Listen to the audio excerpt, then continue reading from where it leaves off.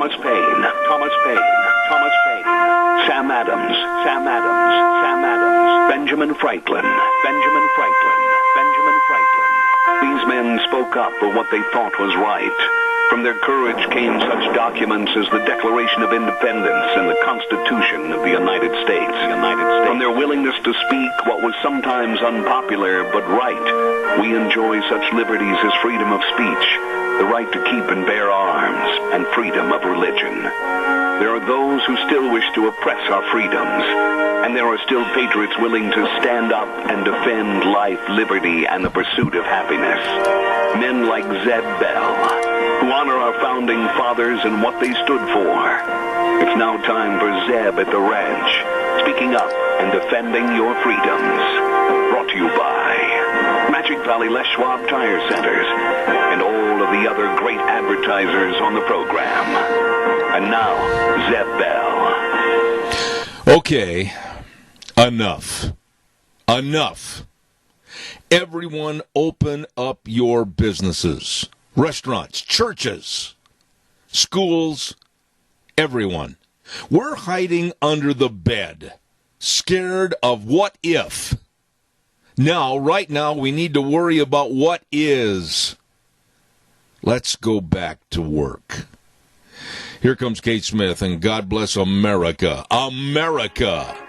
Patriots, call in, please, with the Pledge of Allegiance. Good morning, good morning.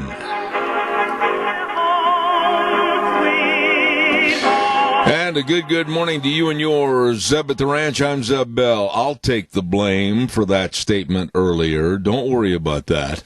And I welcome you to the program this morning with our major sponsor, your Magic Valley Les Schwab Tire Centers. All 7 locations serving you their open, their safe, their clean environment, and the best in tires at the Magic Valley Les Schwab Tire Centers.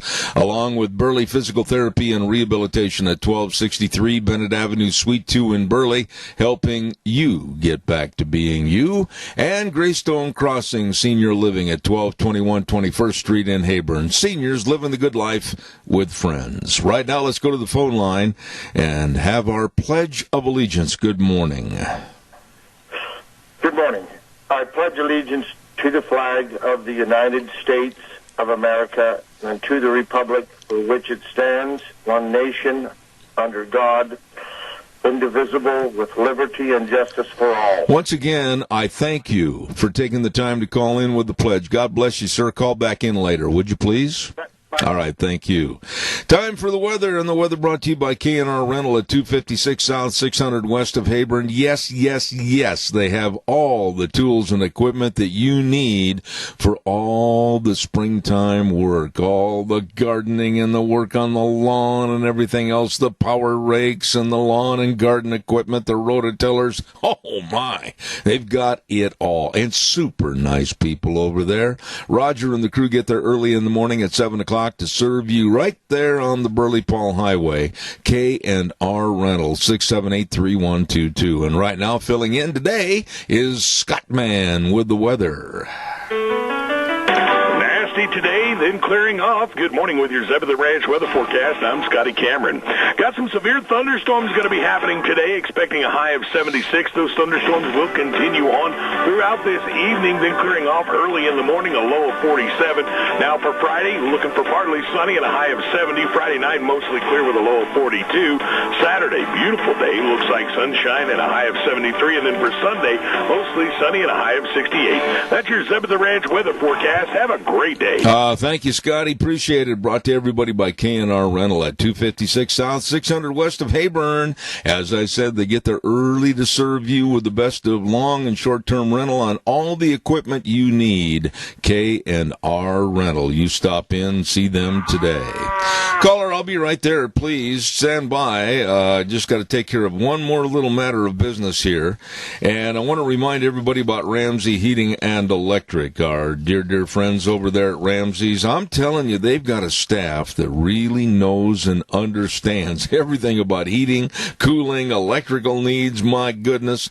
They've been in business now going on 7 decades. How many people can really say that? Well, I'm telling you, that shows they are one of the very, very best. Ramsey Heating and Electric at 2600 Overland Avenue in Burley. Number to call. Find out more about what your needs are. 678-0459. They're open 7:30 to 5 Monday through Friday. The best. Ramsey Heating and Electric. Caller, good morning. You're on the air. Good morning, Zeb. You know, you said a wonderful thing this morning.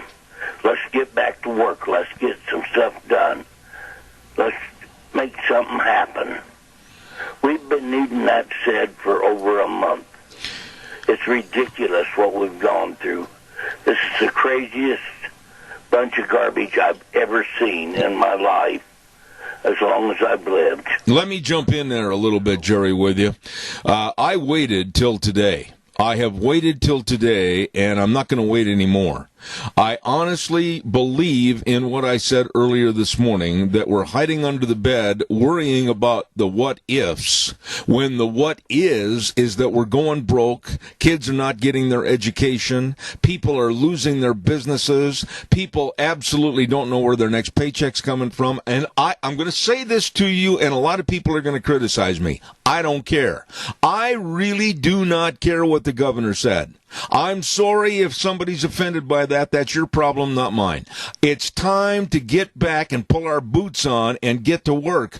The what is going to hurt us a lot more than the what if. Well, you know, it's crazy when we can go to the bar, but we can't go to the church. Amen. It just makes absolutely no sense to this dumb fat guy. I don't want you to refer to yourself that.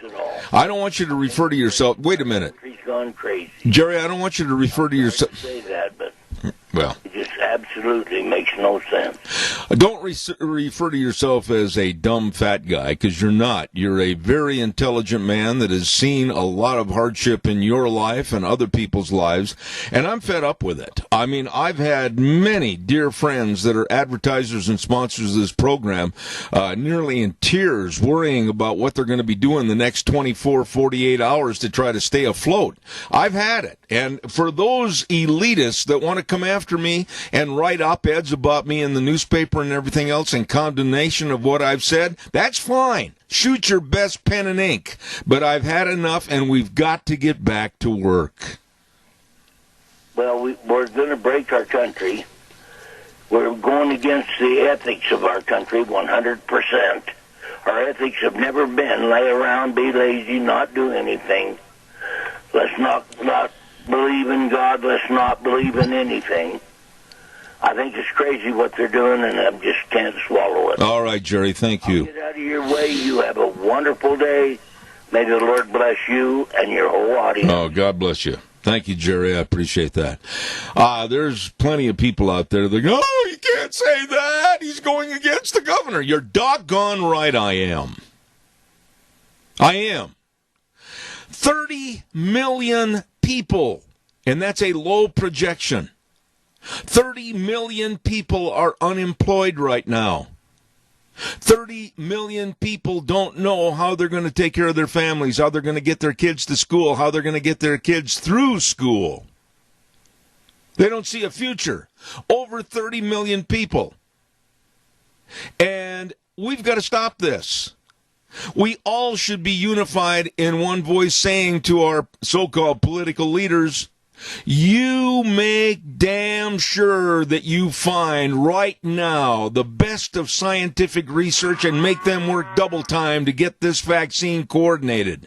You make really sure that our pharmaceutical companies bring all of our medications right back here to this country, and no more with the Chinese, the most evil, sinister government on the face of the earth. Enough is enough. Caller, stand by. I got to cool down for a minute, and I want to tell you, I've got to tell you about some of my sponsors that I absolutely say thank you for riding the tide with us, and I mean that. Dino Septic Service, that's one of them, and I really, really am high about their service and their people. Dino Septic Service, septic tank pumping, septic inspections, liquid waste removal, water and sewer lines installed, all of this and more. All you need to do is call the number 436-65 6526 or 678-1638. I mean the best of service to you, Dino's Septic Service, with the big truck that says Smells Cargo on the way to serve you, Dino's Septic Service. And also, real quick, may we have the good word, Wheels, about the May 19th primary? Idaho's primary election is on Tuesday, May 19th. Here's Senator Kelly Anthon to explain this year's voting by mail. The outcome of every election we have is determined by who shows up to vote. This year, Idaho's primary election is a mail-in only election. It's not ideal, and it's not the way we'd like to do it. But your vote does make a difference for all of us in Idaho. So please, first request a ballot, then mail it in, and make your voice heard. This message is paid for by the Anthem for Idaho Senate campaign. Thank you, Senator Anthon. And right now, caller, good morning. You're on the air. Yes, good morning, Zeb. How many of America's enemy countries are waiting for our economy to crash? And this would be the perfect time to jump our bones. Absolutely. Absolutely. Well, Tony, we can't wait anymore. We've been pondering and wondering and worrying and crawling under the bed since the middle of March, and right now, all the money everybody's lost, not just me and not just my business, but everybody, and our outlook for the future and all the closures. You can't live with the cloud above your head that says, what if, IF. You can't live that way. We've got to look at what is: bankruptcies, potential suicides, marriage breakups. We've got to get back to some sense of normalcy. And I don't give a rip who's offended by that. Well, we stand a big chance of being destroyed internally and externally with this thing. Absolutely. We're going to be the protector of the world, because there won't be any world left when the United States goes down. Amen. Tony, you and Mary, dear friends, stay safe, my dear friend. God bless you. Thank you so much. Okay, thank you, Zach. Thank you. Quick note, I want to remind you again about our dear, dear friend, and he is Kevin Butcher. Fell off that roof at Daryl's Cleaners, and I just hope and pray that he's doing better. Next week, I'm going to try to see if he can come on the air and talk to us a little bit. They've got a GoFundMe account for Kevin. God bless everybody that contributes, and a silent auctions going on through the Nostalgia Cafe in Burley, and anybody and everybody within the sound of my voice, please help this man. He's done so much for the community. It's time to kind of return the favor. I think the world of those folks. I really, really do. Caller, good morning. You're on the air. Go ahead, please. Yes, and I want to note that when I've ever used the cleaners, they always did a wonderful job. Absolutely. And I hope he has a speedy recovery. But you know, this morning, I'm watching my big screen TV, and here comes Governor Little. And so I walked up really, really close, and his hair looked impeccable. Now, why in the heck can he look so wonderful when I can't even get a haircut? You know, I don't want to even lighten the situation this morning or make it one of a vein of humor, but you know, it's true. A lot of people that are in the public eye, they manage to always look good, and they manage to have barbers and hair salons and everything available to them. I am so afraid that if I walk down the street with Deanne right now, that being on crutches, somebody's going to arrest her for having a dog without a leash. That's how long my hair is getting. Well, you always got to look good when you're on the radio. It's important. Well, I think they need to shorten that up on they call it COVID-19. It should be called BS-19. Well, all I'm going to say this morning, and I'm not going to lighten it up any further than that, Keith, is that it's time to get to work. 30 million people unemployed, and like I said in the opening remarks, we're more worried about the what if. Oh, what if I go here? Oh, what if I do this? Whatever. You know, you can get cancer. You can have a heart attack. You can be in an automobile accident. You can fall off a cliff. Those are what ifs, too. I'm sick of this. We've got to get back to work. Well, you know, the thing that's tragic is we're trampling on the Constitution. Yes.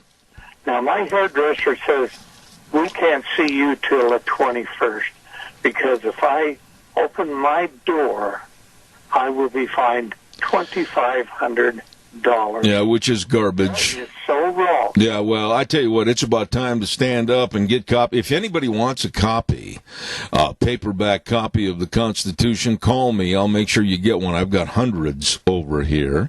And it's about time to wave the Constitution in their face. And by the way, it's also past time, to call Simpson, Crapo, Risch, others, and don't ask them, demand that they start getting in the face of what's going on back in D.C. and demand for better, faster medical research on this, and stand there and be the greasy wheel and demand that all the business with China on our pharmaceuticals stop, and we bring that business back home to the United States of America.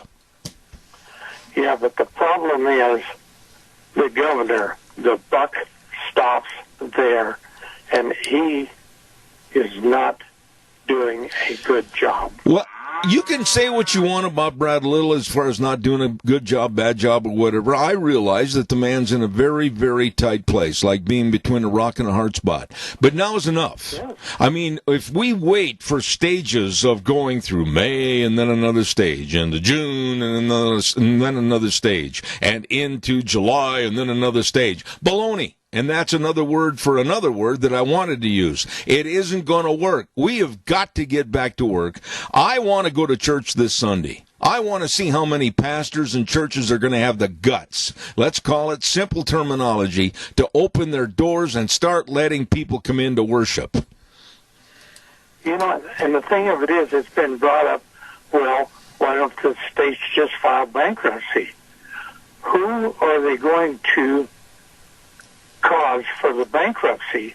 The people. Yeah. The people are going to get hurt, not the government. Absolutely. The people. Absolutely. It's always the people. It's always the people. Keith, God bless you for your call. Appreciate it. I got to run and get some other things taken care of. Thank you very, very much. Appreciate it. And look good on the radio. No, thank you, sir. Caller, I'll be right there. Stand by. Don't forget our friend Kevin at Certified Pest Control. We've used this man. Remember a couple of years ago when the mice and the vole problems were so severe? Oh, all over the valley. Boy, I'll tell you, old Kevin came over, and, man, they were waving a white flag and yelling adios amigo, and away they went. Absolutely. And right now they have an advanced spider and bug treatment starting at just $39.95 with a 3-month guarantee. There's a lot of spiders and bugs out there, let me tell you. So get a hold of Certified Pest Control. Go to avoidbugs@gmail.com. It's easy. Avoidbugs@gmail.com. Book an appointment. They will help you. Certified Pest Control. They are great. Caller, good morning. You're on the air. Well, Caller, I'm not going to wait for you. Speak. Are you there? Yes, sorry, Zeb. I've lost track, but the other day, my cousin's grandson, my first cousin's grandson, drowned over at the one of the hidden lakes. Yes. I'm so sorry to hear that. He was 18. They put the funeral on hold because they wanted to have a gathering. And so here we are, like you said, you wanted to go to church. You know, people can be responsible and do what they need to do. But, this kind of thing, how many things like this have been put on hold? And we need to respect what is happening to people's lives other than this. Amen. He doesn't need to do this. I do not know who he's listening to. There is some evidence that he may be involved and make money. This is Brad Little on some sort of treatment for the COVID, and he doesn't care. I am confused. Well, no, whoa, stop. No speculation. I will not put up with any speculation. That to me is absolutely not called for. I will not allow that on this program. And you're a dear friend, but I'm going to reprimand you on the air that I will not have any speculation of something that's just rumor or wishes. I won't go there. Right, and I agree with you. I do. I'm sorry. Forgive me. But you're right. We need to open up. And this staged opening, there's no reason for it. And so I just can't for the life of me figure out who he's listening to. Well, all I know is that with 30 million, and that's the minimum numbers, of people unemployed, businesses going under, businesses that will not have their doors ever opened with that business again, marriages that are breaking up, the stress, the depression that's being treated, suicide rates escalating to the highest numbers ever. This is enough. This is enough. We're hiding under the bed on a what if instead of getting out and really starting to live again. Right. It's time. The time is now. Let us be responsible. Let us trust us to do the right thing. Amen. We did it for you. We did what we were asked. It's time to bust free. All right, I want to say this before you hang up, Randy, to you and your family that have suffered so much hardship.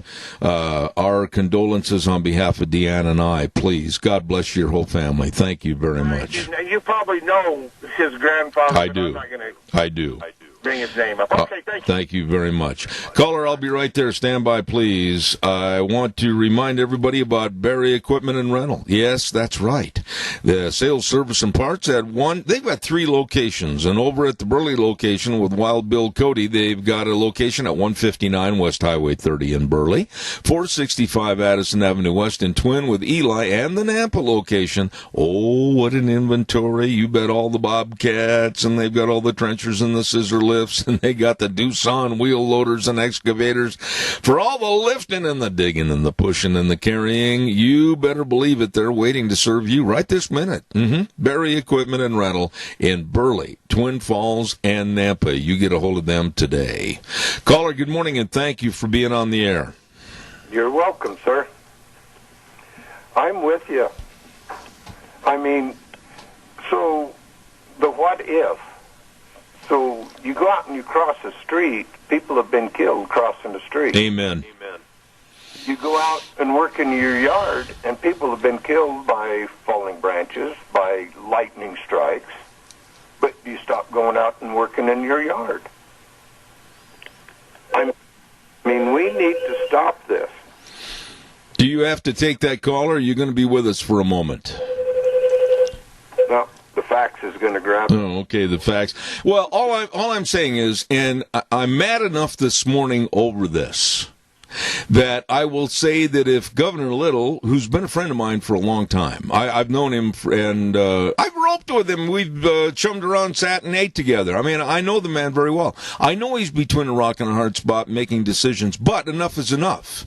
We have seen this thing fester and grow like a cancer since way back in the first portion of March. People are losing everything they have. I'm losing almost everything I have as far as what I've put in from this business. You have. Everybody has. It's time to go to work. Exactly. Now look at South Dakota, for instance. They did not shut down. They did not put these restrictions in place. And per capita, they have less people sick and dead than most areas. You know, let me say this. I know I can bet you a steak dinner if we can get the steak. Caller, I'll be right there. Stand by.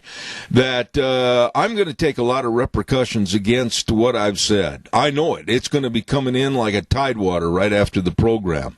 But that's fine. If the governor himself wants to call me right now and basically tell me to shut up about go back to work, everybody open up your business, everybody open up your churches, let's start living again, I'm going to tell him he's wrong. He's wrong. We've got to get back to work. Yeah, and look at the models that they come out with when they first started shutting everything down. I mean, models are just like statistics. You can make them say anything you want. Okay, well, wait a minute. Stop right there. That's an excellent point. How many people have died in the state of Idaho from supposedly just the coronavirus? How many? I couldn't tell you. Well, I can.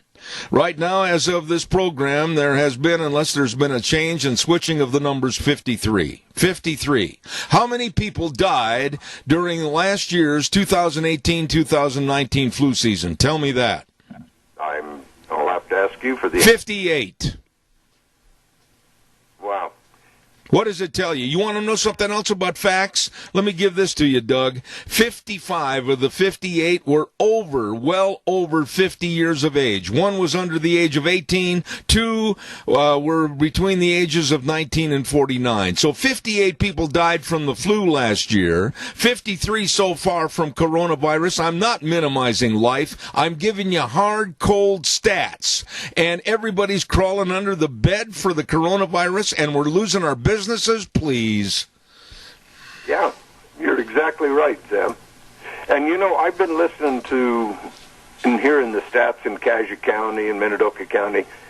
We've had 12 coronaviruses and 1 death for 3 weeks. So nobody else is getting sick and nobody's getting better? And tell me the specifics of which nobody's really explained with underlying circumstances. I have underlying circumstances. I got a heart problem. I'm not going to hide it, okay? And it could get me. It's fine. But I'm not going to hide under the bed worrying about the what-ifs. Exactly. If we'd have been a nation of worrying about the what-ifs, we wouldn't be a nation. I've just had enough. I mean, people saying, well, you can't go here, you can't see. I haven't seen Jake's family in Nampa now for over 2 months. And he's got 2 of the cutest little boys you ever saw in your life, and I miss them dearly. Well, I'm telling you, Doug, I've had enough. I'm not going to adhere to any more of this stay at home, stay behind closed doors, don't associate. I want to go to church in the worst way. I really, really do. And I'm going to if I can find churches that have the guts to open their doors. I'm with you there. And I listened to a doctor the other day, and he was talking about our immune system. He says our immune system is working constantly. We're always touching surfaces. We're always getting bacteria and viruses, and our immune systems are adhering to and taking care of it. When we stop doing that, it weakens the immune system. All I know is the sadness and the complete despair and depression that is hitting people. People are worrying about how their children are going to get their schooling, their education. People are worrying about keeping their businesses open. People are worrying about how to make their car payments. People are worrying about, what about food? We're worried about the food chain. It might break. And you know something? It very well might. It might. This is enough, Doug. This is absolutely enough. I am not going to adhere to a silly 4-step plan by our governor in this state. I am not going to adhere to it. You can, I won't. I agree with you 100%, Zeb. We are free people. If we let a government tell us what we can do and what we can't do, we do not have a Bill of Rights. We have permission. I'm not going to live in a bubble wrap that says, oh, what if? Oh, my. Yep, I'm with you there, buddy. Hey, I appreciate your call. Thank you, Doug. Appreciate it. Let's do what we can for our senior centers. I know you can't go eat there now, but donate to them and help them, and you'll have a full heart. All right. Thank you very much. Caller number 2, I'm sorry to keep you waiting. Go ahead, please. No, you make some good points, Zeb. Good morning. I'll tell you, the numbers just don't add up. You know, I'm a scientist. I look at the numbers, the hard numbers. This whole shutdown started with the prediction that there was 2.2 million people going to die. And now those models kept lowering and lowering, and basically the last model was down to 98% less. And then on top of that, but the numbers that are being counted, they're over 50,000. But I know, from what I can tell now, it's been revealed people that died with the virus, not necessarily they died of cancer or heart attack or something else, but they're even assuming people that are dying without even being tested. Yeah. But the bottom line is our constitutional rights have been trampled on. The Bill of Rights has been totally wiped out. Freedom of speech and press, anybody that wants to take exception to what's going on. But I'm with you. This 4-step rollout, from what I can tell, larger congregations of church goers will not be able to do that until probably July. No. That's kind of in the program. I am going to try. Let me interrupt you. Whoa, stop. Let me jump in here. I'm going to do all I can to be an advocate for, I don't care where we have a church service. We can have it out in the back 40. We can have it in a old outdoor theater parking lot. We can have it in a used car lot. I don't care. But we're going to start having church someplace, and I want to see the police officer or group of officers that are going to try to arrest everybody like they have in other states. It is time, Adrian, listen to my words. It is time to stand up for the rights afforded to us by our Constitution and not worry about the evil deeds of the sinister left that want to close us down. Well, that's what it's all about. Get rid of Trump and destroy the economy. And they certainly haven't got rid of Trump yet, but I can guarantee you the economy is just, if we go till even the end of May, it's going to be too late. Absolutely. Already too late for some people. Absolutely. People that depend on work. But here's the whole thing. That we need to get to that herd immunity situation. And all of this social distancing all that's doing is delaying that herd immunity. The virus is transmitted even with the social distancing. That's not really working. But look, California, they got less than 2,000 deaths out of 40 million people. Yeah. They've already got herd immunity because of all the Chinese that fly in and out. I lived 2 years in California before coming here. There's jillions of Chinese that fly in and out of there every day. And so they brought the virus probably back a long time ago, and they've got basically herd immunity. Yeah, I got to run, Adrian. Got herd immunity. And so we need to realize that this herd immunity thing is real, and that the social distancing, all that's doing is delaying that. I got to run, but I appreciate your remarks. Homes, we need to protect the infirm, and us elderly people, that we have to be careful. Absolutely. Whoa. Let me jump. Hey, whoa. Wait a minute, Adrian, please. Contact with speak litters. Adrian, hold on. Just please let me get in here.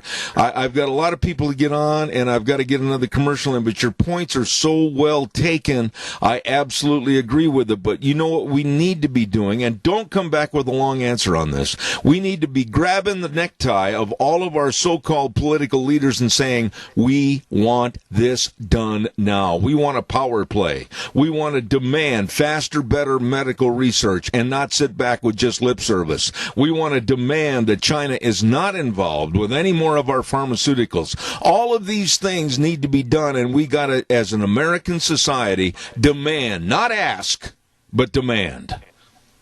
We need to demand our rights, and we need to demand that our elected officials, particularly the governor in our state, take out the U.S. Constitution, read the Bill of Rights, because these various edicts from the state level are not precedent over the Constitution. The Constitution overrides it all. And so these various rules that the governors come out with, state rules, are under the Constitution. The Constitution prevails. They need to be reminded of their constitutional authority. They take an oath to uphold the U.S. Constitution. All right, I got to run. I've got to run. Thank you. Thank you for your call. I agree with you. Everybody call the governor, 334-2100. All right, thank you. 334-2100. We just got to get back to work, or we will not have an economy left. I agree. Thank you very much. Appreciate it. On this issue, Zeb, I really appreciate it. Thank you, sir. Thank you. He's right. He's right. And I'm almost relishing looking at my emails and hearing some of the calls from people that didn't have the courage to call me during the program. I am not going to adhere to any more of these. Well, we think maybe we might open this up in 30 days and we might do this and we might do that. No. I think it's time for all of us. You don't have to follow me if you don't want to. You can have your own opinion, like I do. But it's time to start crawling out from under the bed. It's time to not worry about the what-ifs and put your faith and your trust in God's hands. We're just little pieces of sand on the beach. Part of the great big scheme, if you will. And I'm certainly not going to live what time God has given me left in my life, living and cowering in fear. I will not do that. Calls welcome, 436-2244, 1-866-927-4587. There is a great business opportunity. Doug's Alternator and Starter Repair. We just had Doug on a little bit ago. This man is sharp, and has had an outstanding business of rebuilding starters and alternators, generators, DC motors. I mean, he is smart. Well, he's going to sell it. It's a turnkey business, all the equipment, beautiful shop, everything. I urge anybody that's interested to call 878-4991 or 431-5282. Doug's Alternator and Starter Repair, 635 21st Street in Heyburn. It is for sale. So those in the listening audience, here's a turnkey business ready for you. Doug's Alternator and Starter Repair. Caller, good morning. You're on the air. Talk to me, caller. New York, the mismanagement of Andrew Cuomo and Bill de Blasio, America wouldn't look so bad. You know, people here around our valley I've spoken to, they say, you know what? I had something and it was weird, and the more people I talk to, the more that they, you know, it was here. It's been here. People have gotten it, and they've gotten over it. And so herd immunity, antibodies, has already, it's working, you know. And our immune systems can, you know, change and become strong and beat this thing, and it's what it's done. The more they find out that more and more people have had it, then the death rate is like 0.02 or 3.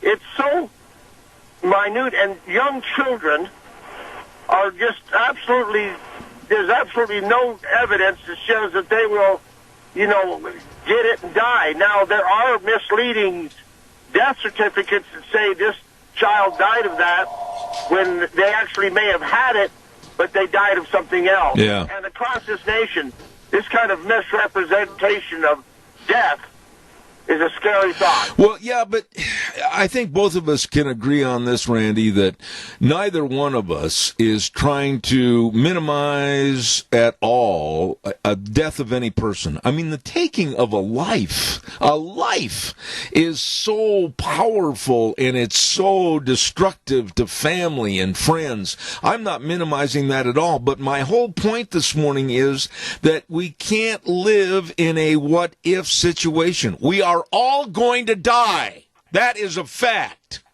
And whether it's with the coronavirus or getting run over by a bread truck, we're all going to die. But we can't live in fear under the bed worrying about what if.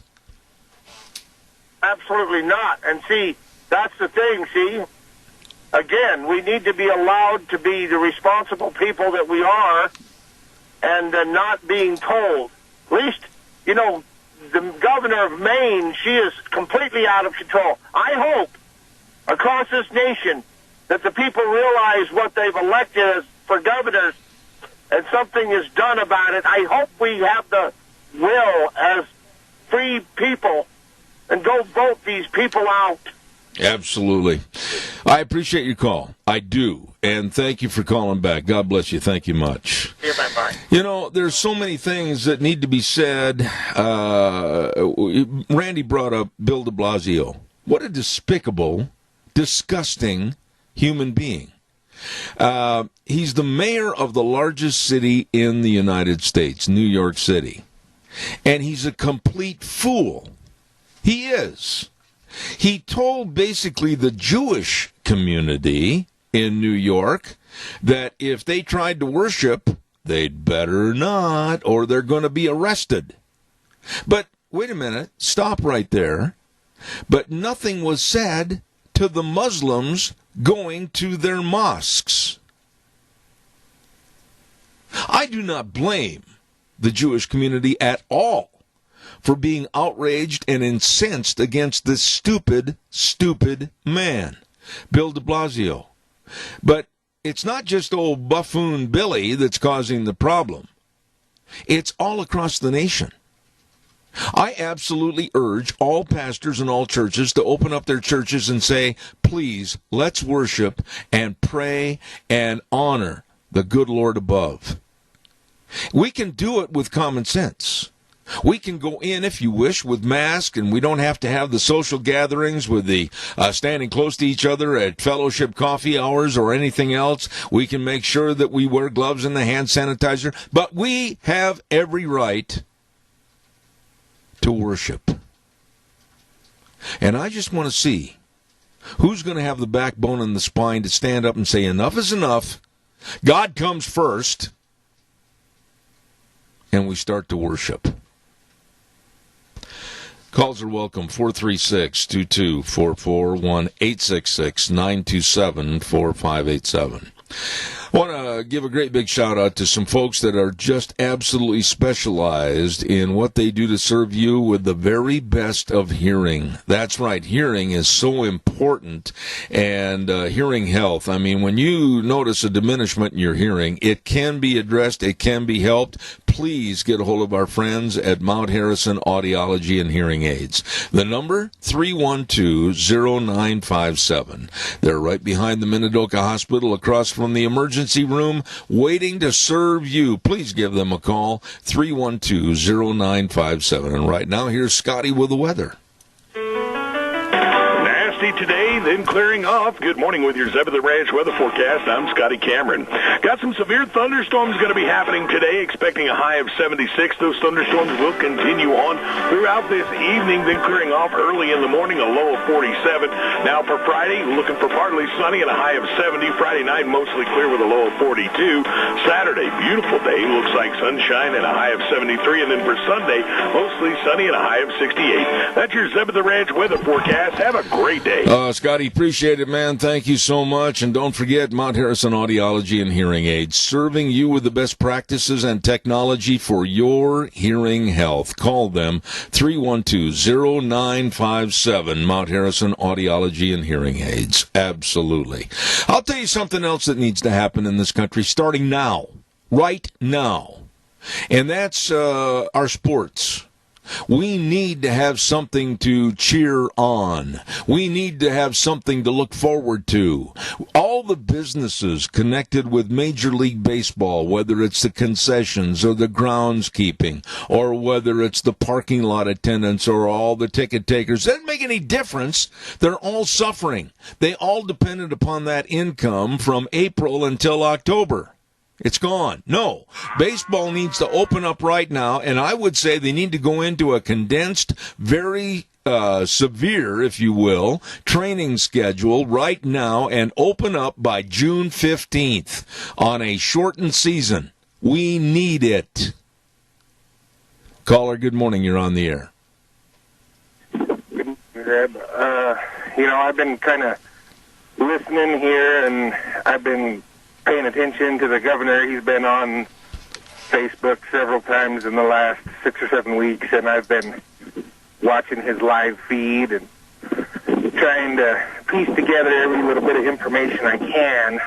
And I can't help but realize that all these people that call in and talk to him, one of the biggest questions I've seen answered is, can we do this, or can we do this, or can we go and see family or relatives, down the road, and my question is why people are asking permission to do anything. Yeah. As long as I'm not breaking any laws, and until this stay-at-home order or the social distancing order is passed into law by the United States Congress, I'm going to do whatever I want to do.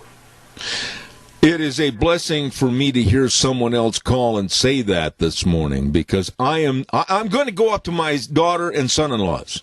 I'm going to go up and we're all in the horse deal, and I'm going to go up and I'm going to rope. I'm going to have people here to my house to go rope. I'm going to not sit here, and I'm going to take my wife. We're going to get in my outfit, and we're going to go wherever we doggone please. I've had enough. I cannot live, nor will I live in a bubble anymore, my dear friend. Well, it's ludicrous on the amount of people that all of a sudden, with one little bug that's out there have freely gave away every right that most of my family has fought and died for. You know the thing that bothers me the most? And a lot of people might think, oh, you're just trying to be a churchy person. Well, maybe I am. But you know what? I don't like anybody. I don't care if they're a governor. I don't care if they're a senator. I don't care who they are. I don't want anyone ever telling me that I can't go to church. Worship at church is very important to me. Worshiping is very important to my family. And to have churches closed on a what if, a great big cloud over our heads of, oh, no, you can't go to church, but you can't worship the Lord, but we can leave a liquor store open? Are you kidding me? Well, I don't bow to no man, and I pray only to God. Amen. Amen. Amen. I thank you for your call. You're a dear friend. Thank you very much. Appreciate it. God bless you. That's the whole thing. I mean, to have these edicts, thou shalt not be open. Oh, really? You put your blood, sweat, and tears into a business? You scrimped, you saved, you pinched every penny so that you could maybe enhance the business and send your kids to school, and then an edict because of a what if, they close your doors and say that you're non-essential? To me, that is the biggest bully tactic that's ever been pulled in this country. Well, you're non-essential. Close your doors and suffer in place. We'll tell you when maybe you can go back and start making a living. Are you kidding me? In this, the United States of America? I'm going to pick that Constitution up right here. And I'm going to read, for those of you that maybe have forgotten the words, but I'm going to read again the First Amendment. The First Amendment that everybody should know by heart. Congress shall make no law respecting an establishment of religion or prohibiting the free exercise thereof, or abridging the freedom of speech or the press, or the right of the people peaceably to assemble and to petition the government for a redress of grievances. I believe in this little booklet. I believe in this Constitution. And I don't believe in people trying to tell us what we can do and what we can't do. Caller, good morning. You're on the air. Yes, good morning, Zeb. Another jab at America is China is buying one of our oil fields for $1.8 billion. Yes. That's another attack on our economy. Yep. Yeah, it is. I mean, I'm just one of these kind of people that, and I don't care who's offended. Somebody can come out and say, oh, you're racist, you're bigoted. Well, so what? I think China right now is a loose cannon that absolutely is going to be the destruction power for the entire world if all of a sudden we don't put a spade bit in its mouth, pull back, and yell, whoa! I've had enough of these people. Well, that's right. They were experimenting with germ warfare for many years, planning that someday they were going to be able to take over one country at a time. You got it. By spreading germs in each country. Unfortunately for China, it went worldwide. I totally agree with you, Tony, and I bear no allegiance to any other country but my own. I am a white nationalist. I'm proud of it. I'm Caucasian, can't help that, and I believe in America. God bless America, and I'm not going to change. Well, keep on going the way you're going, buddy. You got a lot of us out there at your back. So. All right. Tony, Tony, thank you so much. You take care of yourself. Thank you. We got some sirens going by, evidently a fire in the neighborhood someplace, and a lot of trucks going by, and that's what the sirens are. It goes over the microphone. I'm not going to back up. I guess I'm going to end this hour by saying again what I said when I started the program this morning. Enough is enough. Restaurants, churches, schools, we're all hiding under the bed. We're scared of the what if. But you know what? Right now we need to worry about what is. We need to go back to work. I'll be back in 7. Oh my. Drove in a canal. Sitting on top of the car. Gee, you think there might have been a drink or two? Well, guess what, Gus? Holy cow. Good morning. Our program brought to you by our major sponsor, your Magic Valley Les Schwab Tire Centers. All 7 locations serving you. All 7 locations open and serving you in a safe, clean environment. And, of course, with the best in tires, your Magic Valley Les Schwab Tire Centers. And Burley Physical Therapy and Rehabilitation at 1263 Bennett Avenue, Suite 2 in Burley, helping you get back to being you. Along with Greystone Crossing Senior Living at 1221 21st Street in Hayburn. Seniors living the good life with friends.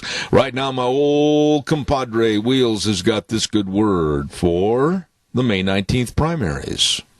Idaho's primary election is on Tuesday, May 19th. Here's Representative Fred Wood to explain this year's voting by mail. All citizens who are registered to vote will receive postcards by mail from the Secretary of State within the next 2 weeks. Please fill out this application to request your absentee ballot, then mail. When you receive your ballot, vote and mail according to instructions prior to May 19th. Please vote absentee ballot prior to May 19th, paid for Fred Wood campaign. And please, folks, let's go do due diligence to this issue on getting the ballots and make sure the primaries are well attended, so to speak, with your vote. Thank you very much. I want to remind you, too, about our dear friends over at Hanson Mortuary. They really are our true friends and do so much for all the families in the area. When there's the passing of a loved one, they provide the families they serve with the best possible support and comfort. And remember this, always upholding the highest ethical standards with unquestioned integrity. They care. And I urge you to write the number down and call 436-5636. That number again, 436-5636. Hanson Mortuary at 710 6th Street in Rupert with Joel Heward, his family, and his staff serving you. And Joel Heward also serving you from Morrison Payne Funeral Home on East Main in Burley. Quick note that our good old buddy Scott Gano's Landscaping and Sprinkler Service, they are busy with all the landscaping ideas and taking care of all the tree trimming. Oh, they are busy. If you haven't trimmed your fruit trees yet, you better get her done, and all the shrub damage. I mean, he's got a crew that knows what they're doing. Absolutely. You give them a call at 438-2485. That number again, 438-2485. The best serving you, Scott Gano Landscaping and Sprinkler Service. Well, it is Thursday, and over the river and through the desert we go to Penny Main, CEO and President of the Minnecasia Chamber of Commerce. Good morning, friend. How are you doing? Hanging in, hanging on, just like the little kitty cat with the knot right there in the paw. Yeah, I can still see that picture, right? Yeah, holding on to that last knot in the rope. I get it. Well, as we keep maintaining, and we still believe it, it's a great time to be in business in Minnecasia. If you look around, there are a lot of things happening and new projects getting ready to go up. So that's hopeful, certainly, right? And so we just are so hopeful and remaining positive about moving forward. Just a note, and I'm sure you've probably already mentioned this a couple of times, but Governor Little will speak today at 11 o'clock. Many radio stations and television stations are carrying that live and online, so if you want to know what Phase 1 is going to look like, which is supposed to start tomorrow, and you are interested in how he intends to continue to roll out this plan in his 4 stages over the next couple of months, I urge you to tune in to listen to Governor Little's message today. Again, if you're looking for information, a great place to stop is rebound.idaho.gov. We're taking everyone there. At the end of the day, that is the law of the land, and so we're respecting that. And if you have any questions about what stage you're in or what it takes for you to open up to get ready, rebound.idaho.gov is certainly your best source of information for doing that. As you do all the time, Zeb, and in a great way, it's all about supporting local business, too. Absolutely. As you know, last week, Governor Risch rolled out his Support Idaho Gems initiative. Governor Risch, I think. Oh, gosh. I am so embarrassed. Senator Risch, okay. Thanks for that catch. Senator Risch rolled out his Support Idaho Gems initiative. Again, as we've all been talking about, support local business any way you can. Purchase through their drive-through. Call in for carry-out.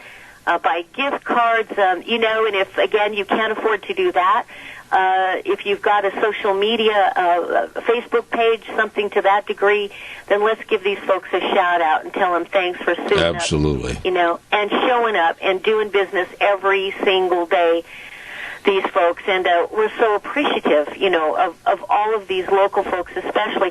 And I might say, too, even the big box stores, as they're typically called, listen, these folks have continued to keep employees getting paychecks. And so I think sometimes they get a little overlooked, but at the end of the day, we just need to support local business and make sure we continue to move forward here, right? Penny, I'm not going to paint you into a corner this morning, being the president of the Chamber of Commerce. I won't do that. I had some very electric remarks, if you will, in the first hour regarding closures, etc., and I'm not going to reiterate what I said the first hour while you're on the air. But no one in the radio business in the state of Idaho or anywhere else is more supportive of people's business and their rights. And I cry with real tears over some of the absolute sobering stories that I've heard of people right here in this area that absolutely need to open their doors and go back to work. Right, and it's a real personal issue, isn't it? Really, I mean, I saw a post on Facebook just the other day, and I thought it was so telling. And that old line that comes out oftentimes, well, we're all in the same boat. We're all in the same boat. Well, the truth of the matter is that we're in the same storm, but we're not in the same boat. That's right. Right? That's right. I mean, there are some people who have managed to maneuver through this and continue to work and those kinds of things. There are others, because of the measures that have been put in place, have been unable to work. And so everybody has real strong opinions on the subject, right?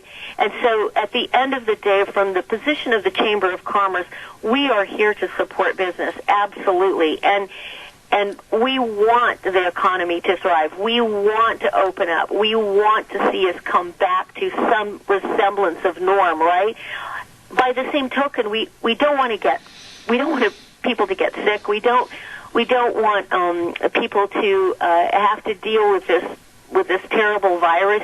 Hats off to the folks at the hospitals and the emergency rooms and the urgent care centers who have been coping with this for a long, long time. But at the end of the day, we're Idahoans and we are strong, and I think we're ready to do business. So, I'll leave it at that. Right? Well, I will just chime in and I'll say what I said the first hour in the opening remarks. We are hiding under the bed, under the cloud of what if. And really, we should be scared of the cloud hovering over our head that really what is. Right. And it's hard to maneuver through all that, isn't it? I mean, even for me, as you know, I've been in the media all my life, and, there are some outlets that I trust and some that I don't, and I try to do my research, and I try to get the facts. But oftentimes it's so confusing, and I think, at the end of the day, we just have to continue to kind of suit up and show up, and again, remain Idaho strong, and again, support local business, and we're really hopeful that starting tomorrow, the sun will shine a little bit brighter, and things will look much more hopeful. If we can continue to follow with the governor's, 4-stage plan. So, I get it. I know. All I'm going to say is your remark about we're not all in the same ship together is so true, because I don't want to be on the good ship Lollipop when it sinks. Well, right, exactly. And I mean, it's tough. We're all dealing with this from a really different perspective, on so many levels, from a personal perspective, a professional perspective. At the end of the day, my little mantra is just be nice to each other, because we really don't know where people are coming from on all of this. Absolutely. And so I think we need to be a lot more patient with each other and really take it one day at a time, and try to respect at the same time the law of the land, even though we may have different opinions on that, right? Amen. It's just really, really unusual thing. My hope is that through all of this, and this is more personal than a rep of the Chamber of Commerce, but my hope is that we'll have more respect for each other, more patience with each other, and I can't wait to start hugging people again. This has been a nightmare for me. So I'm ready, Hey, real quick, I'm almost out of time. I don't mean to shortchange you, but I got two things left to do. I think this was a good conversation, and I want to give you accolades this morning that you have done an outstanding job as the president and CEO of the Mini-Cassia Chamber of Commerce. I have enjoyed working with you on the air. I look forward to the future, and you've been, I think a simple 4-letter word really sums it up. You've been of great help, and I mean that. Well, bless your heart. I'm only as good as the people around me, right? I'm only as good as the people like you and other folks who have helped me and support me. I mean, I take very little credit. I just feel extremely blessed to be in this position. And were we expecting this? In fact, tomorrow I will be here 1 year, interestingly enough. And, did I expect this to happen? Absolutely not. But my mantra always has been when I first started was be visible, stay steady, and move forward. There you go. And we're still trying to manage that. So if there's any way the Mini-Cassia Chamber of Commerce can help you as a small business, as a big business, we're remaining an advocate here for you. You can check us out, our website out, minicassiachamber.com, or feel free, we're still closed for the time being, feel free to call us here, 679-4793. And Zeb, I know you and I are going to talk tomorrow, so let's not forget to do that. Amen. I'm not going to let you off the hook for your trivia contest because the score is Zeb 5, Penny 5. This is going to break the tie. It's a very easy question. Are you ready? Here you go. What long-running TV Western series was hosted by former President Ronald Reagan? Was hosted by? Yes. A long time. So what was it again? What long-running TV Western series was hosted by former President Ronald Reagan? The only one I can only think of two. So I'm probably going to lose. A, Gunsmoke, B, Bonanza. Neither one. What was it? Death Valley Days. They are not easy, Zeb. You think they're easy for me, but they're not. But I think we need to get something more relevant, like... Go ahead. No, I was just going to say, why should I make it easy and then sit here and go, oh, gee, I've got egg on my face? No, I'm going to transplant the egg over to the Mini-Cassia Chamber of Commerce. That's right. I forget. It is your show, right? Silly me. I know. I forget that. Okay. Well, all right. So where am I now? I think I'm at 0.5, right? You were breaking even, but now you're in the hole by 1. So next week's going to see what happens. But Penny Main, President, CEO. COVID-19. I blame everything on COVID-19. There you go. It was Death Valley Days, long-running TV series. God bless you, Penny, and I mean that, and I'll talk to you tomorrow. Thank you so much. Okay. Thanks a lot. All right, take care. Penny Main, CEO and President of the Minnecasia Chamber of Commerce. Holy smokes, he's waiting. I got to get right to him. Burley Physical Therapy, Nick Greenwell, how are you? I'm still having to get a hold of him, sir. Oh. They're not answering. I was going to say his voice changed. They're not answering at all? No, I had left a voicemail, but I haven't gotten a call back. You know what? Deanne is out in the other room, and I'm going to have her. Deanne, if you could please come in here and forward to our dear friend Wheels, if you're listening. I think she's out in the other phone. Could you forward Nick's other number to Wheels right away? It's in my red book, or if you have it, we'll get him on the air. Wheels, I apologize. I thought you had the other number. I apologize for that. Thank you. While we're waiting with live radio to get Nick Greenwell on the phone, I want to remind you, too, about our friends at Let's Ride. We're going to have them on this morning as a business salute, and we're absolutely hoping we can get the new owners on the air with us. So that's going to take place at about 10:23 this morning. Again, while we have an opportunity, I want to tell you about Cameron and Siemens Insurance. Life insurance, health insurance, retirement planning, employee benefits, all of this and so much more by people that really care. You know, I've had firsthand some folks help me over there, Todd and the rest of the crew, and they've done an outstanding job. And I urge you to give them a call, and they'll help you. 436-4424. That number again, 436-4424, Cameron and Siemens Insurance, Highway 24 in Rupert. While I have just a minute, I want to say something else, and it's very important. And if you know these people, I want you to tell them that we said this on the air. Please, it's really important to me. I want to give a great big shout out to Harris Plumbing in Burley. Harris Plumbing in Burley. I have never, and my wife would agree, we have never seen such outstanding service and extremely knowledgeable people for what they do.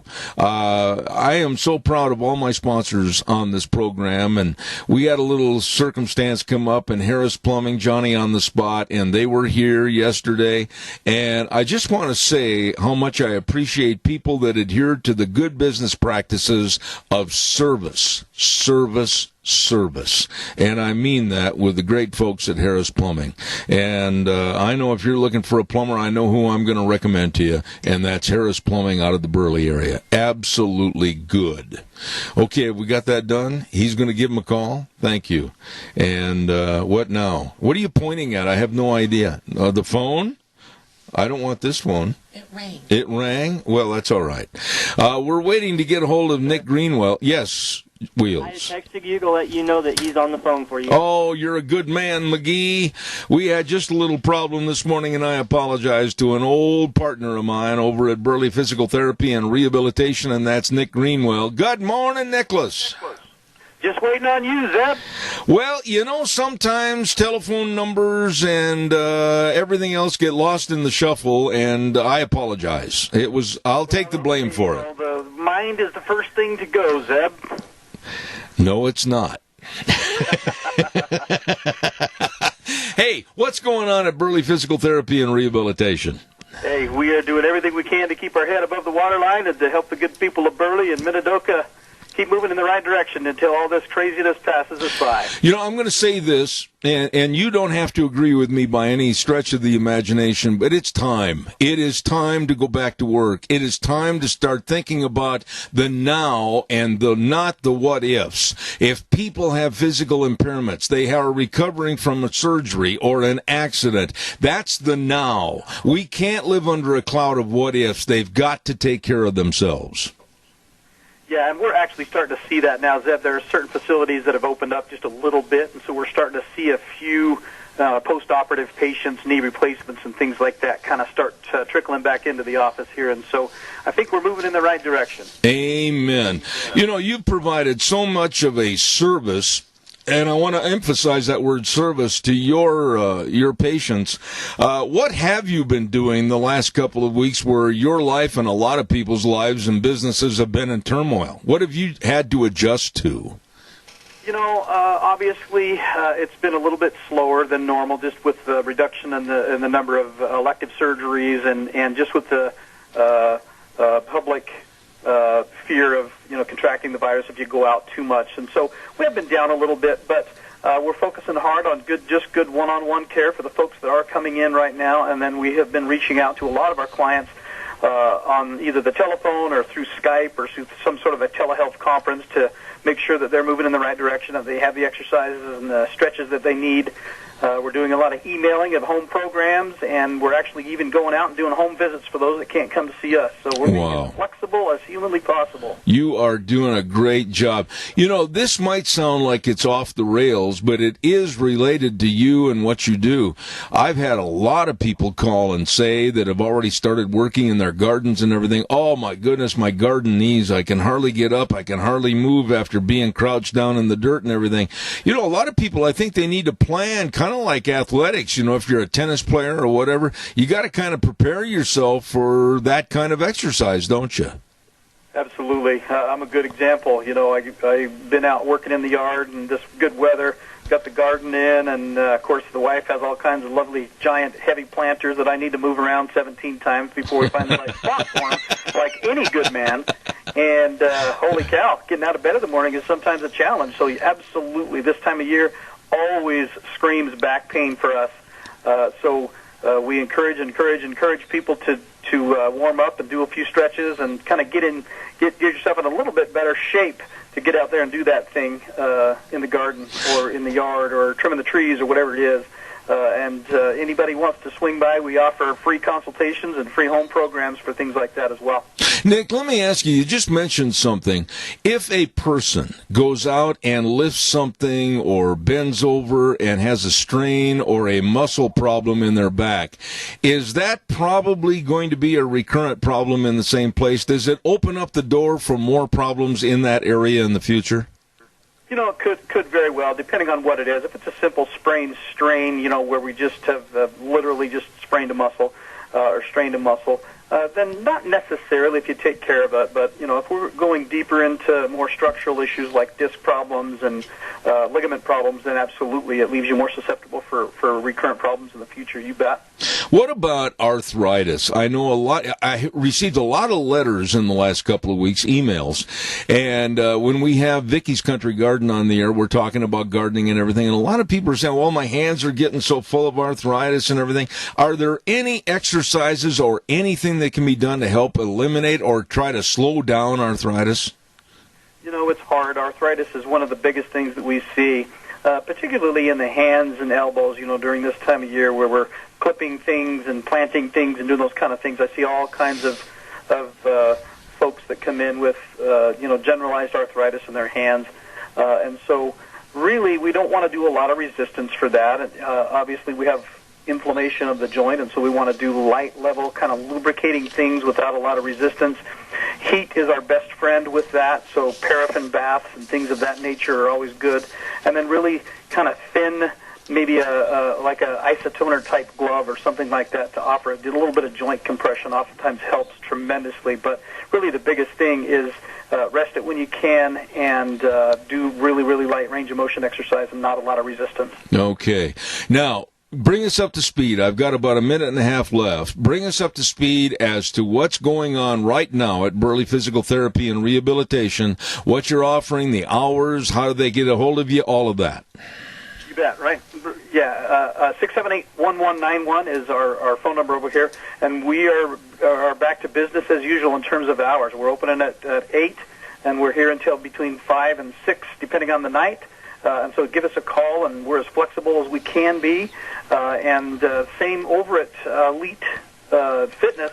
We haven't opened the doors yet. We're waiting for the green light from the governor. It's looking like maybe the 16th, last I heard. But we're making lots of changes, and the biggest thing over there is we are opening a daycare. So we're working on that as we speak. So we'll have in-house child care for you ladies that want to come over and work out. And we're excited about that. Absolutely. You let me know the parameters of what you're going to do over there, and we'll put it on the air. Call, and we'll get you on special, okay? We can do that. One other thing of note over here at Burley PT that I forgot to mention is that we now have a certified hand therapist working for us. And so speaking of arthritic hands and any kind of wrist, hand, thumb, finger injuries, any of that sort, we have a specialist in-house now by the name of Kim Schneider, who's been doing nothing but hands for 20 years. And so if you're looking for a good consultation on a lingering problem, give us a call. I tell you what, folks, this man has been a friend of mine for a long time. You can trust him. Nick Greenwell at, of course, Burley Physical Therapy and Rehabilitation, 1263 Bennett Avenue, Suite 2 in Burley, 678-1191. Nick, God bless you, man. Thanks so much. Take care. Be safe. All right, sir. A nice guy right there and very knowledgeable. Want to remind you, too, before we go to our next guest, and we are running this morning, I'll tell you, 7K Metals, and you can help yourself build your financial security and future. How? Through silver purchases through 7K Metals. You see it on TV all the time about silver, you know, the purchases of silver, the accruing value, etc. Well, 7K Metals right here serving you, and you can basically start your own saving opportunity and a valued treasure for your loved ones in the future. Find out more about silver and your financial security. Contact Lon Hardy at 312-8699 or Sharon Wilmot at 430-3259. Mention my name. They'll sure help you at 7K Metals. Silver purchases through 7K Metals. Right now, let's go to the phone line, and we've got a very, very nice and knowledgeable man with us on the air right now, and he is also one of the associate partners over at Phillips Oaks Goodwin Crane and Company, Accounting Services, Lyden Crane. My old buddy, how are you? Doing well, Zeb. How are you? You sound like you've got a little cold or hay fever this morning. You know, I think it's something with my phone because I can't hear you very well either. But no, I'm doing well. No COVID-19, no hay fever. It's all good in the neighborhood over here. All right. Well, I certainly hope Wheels can adjust it somewhat so that you can hear also. Let's talk a little bit about taxes, the IRS, where we're at because of all the closures and everything. Tax day was on April 15th, but wasn't actually, and now has been extended. Would you bring us up to speed as to what's happening? Sure. So, as you said, tax day has been extended. The federal government decided to extend things out to July 15th. And so for your federal tax return, that's when that one will be due if it hasn't been completed already. Idaho, because our state is on a fiscal year end of June 30th, decided not to change, to change their day, but to not go with the federal day. Your Idaho tax return is due on June 15th, and so that's an important difference there. If you typically file an extension, you got to make sure you make your estimated tax payments or get your extension filed for Idaho by June 15th if you want to wait for the federal deadline. So that's kind of an important one. I'm sure everybody has been hearing about the stimulus checks. And that's been a hot topic here in our office for the last few weeks. I just was reading a news article this morning that it looks like over half of the checks or direct money deposits have gone out. And that's, in my mind, I know a lot of people who haven't received the money. I mean, it's not great, and there's, where's my money? This is the time I need it. I think that it's a miracle the IRS got that much out this quickly. And for the next week, the big one that the news was saying is going to be happening is folks who receive Social Security and may have a direct deposit on that. Hasn't been a lot of them that have gotten their money yet, but this week you should be seeing those checks and or direct deposits coming into your account. Let me ask you something. They're timing that with, the monthly distribution that typically goes out around the 1st for Social Security. Lyden, let me ask you a question. That program's coming along, and I expect it will continue to roll along, and most people will have their money here in the next next few weeks. Let me ask you a question there, and I've had some people call, and they say, well, we haven't seen anything or heard anything about a $1,200 check to help us get through these rough times. And then some people have said, is it contingent upon whether or not they have filed their taxes from last year's 2019? Give us a definitive answer on that. So if you are not required to file a tax return, which, we get people around town once you retire, and you may get to the point where you don't need to. The answer on that is no. As long as you're collecting Social Security, the money will come to you through the same manner that you collect your Social Security check. And that will, like I said, it should be coming out here in the next week and a half at most, is my guess, based on what I was reading. If you are not collecting Social Security and you haven't filed a 2019 return, they can still get you your money if you filed a 2018 tax return. Example, myself and my family, we have not filed our 2019 taxes. I don't usually get around to that till later in the summer after I've got my clients mostly done. But I did get my stimulus check a couple days ago. It came through my bank account, which I had given them on my 2018 taxes. And so that system will work. If you owed money in 18, you're probably going to be getting a check in the mail, and those are slower. And I can't give people a good answer on exactly when those will be coming. The IRS does have a website. If you go to their homepage, and there's a little button on the right-hand side that says Get My Payment, and if you follow through the prompts on that, they'll ask you your Social Security number, your address from your most recently filed tax return, and a few other items. Their website will tell you when, under most circumstances, it'll tell you when your check is expected. And it doesn't work perfectly. Sometimes it's really picky about the address. You have to get it exactly as you had it on your most recently filed tax return. But I looked at it for mine. It wasn't. It told me it would be there by April 15th. It didn't come on April 15th. It was several days late, but it was still close. So that's about the best way to go now. And if you haven't got a bank account on file with them, they will often let you input that, and so you can get the check directly deposited into your account. Okay. I would like to spend a little time, if we could, and I want to praise you for the diligent job that you have done trying to help us. But the Paycheck Protection Program, and then also perhaps relief money for sole proprietor businesses, when they rolled out a lot of these so-called proposals, it looked like a cake that had not finished baking in the oven, and they had to repeal a lot, change a lot, and left a lot of people wondering what's going on. And then there were a lot of businesses, I feel, that abused the system, i.e. the Los Angeles Lakers basketball team and others. What are your thoughts about all this supposed relief money that isn't going or hasn't gone to the right hands?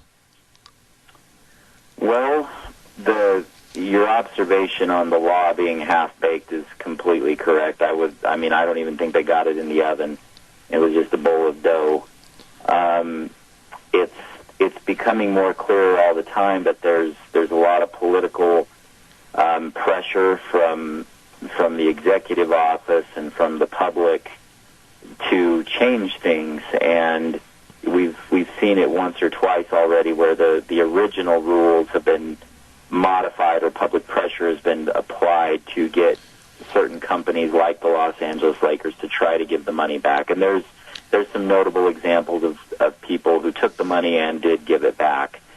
I guess for a self-employed person, the program, there were more questions about how to do the calculation, and so I think they took the low-hanging fruit, which is a company that runs payroll, and that would be everybody from, me and my small accounting company here up to the Los Angeles Lakers that have a large payroll, And the calculation was actually fairly simple. I mean, you look at your what we call your W-3, which is the summary of all your W-2s. You divide the total wages you paid by 12 and then multiply it by 2.5, and that's your loan amount. And on the application for the loan, there were 11 certifications. The only one that really had to do with need said, if you feel like you could have economic uncertainty going forward, then you're allowed to apply for this loan. And my partners and I just kind of looked at each other and said, nobody's got a crystal ball with this whole situation. The governments, from local to state to federal, keep shutting everything down. Everybody's got economic uncertainty. That's There's right. nobody right now that would have any problem checking that box. Yeah. And so when we talk about these big companies going and applying for it, I mean, yes, they have large cash reserves. That's not what I think Congress or the president intended when they were working on the law. But the way that it was done and opened up didn't exclude those people from going to apply for it. And, I mean, if you drop free money from an airplane, it's just everybody's going to try to get it, whether they're rich or poor or in the middle. So it was not well designed. I would have done a lot of things differently. I felt like it was a little bit of a panic and didn't target the right areas, but it's just kind of been what it is. And they finally did get some guidance out for self-employed individuals. I've started to see a couple of them go through with the local banks, D.L. Evans, Zions, this week on the second round of funding. I don't think the second round is going to be enough. There are still going to be people who are going to miss out on getting the same thing that everybody else had the chance to get. And whether they go back and do a third round of funding to try to make that equitable or not, I don't know. We haven't heard anything on it yet.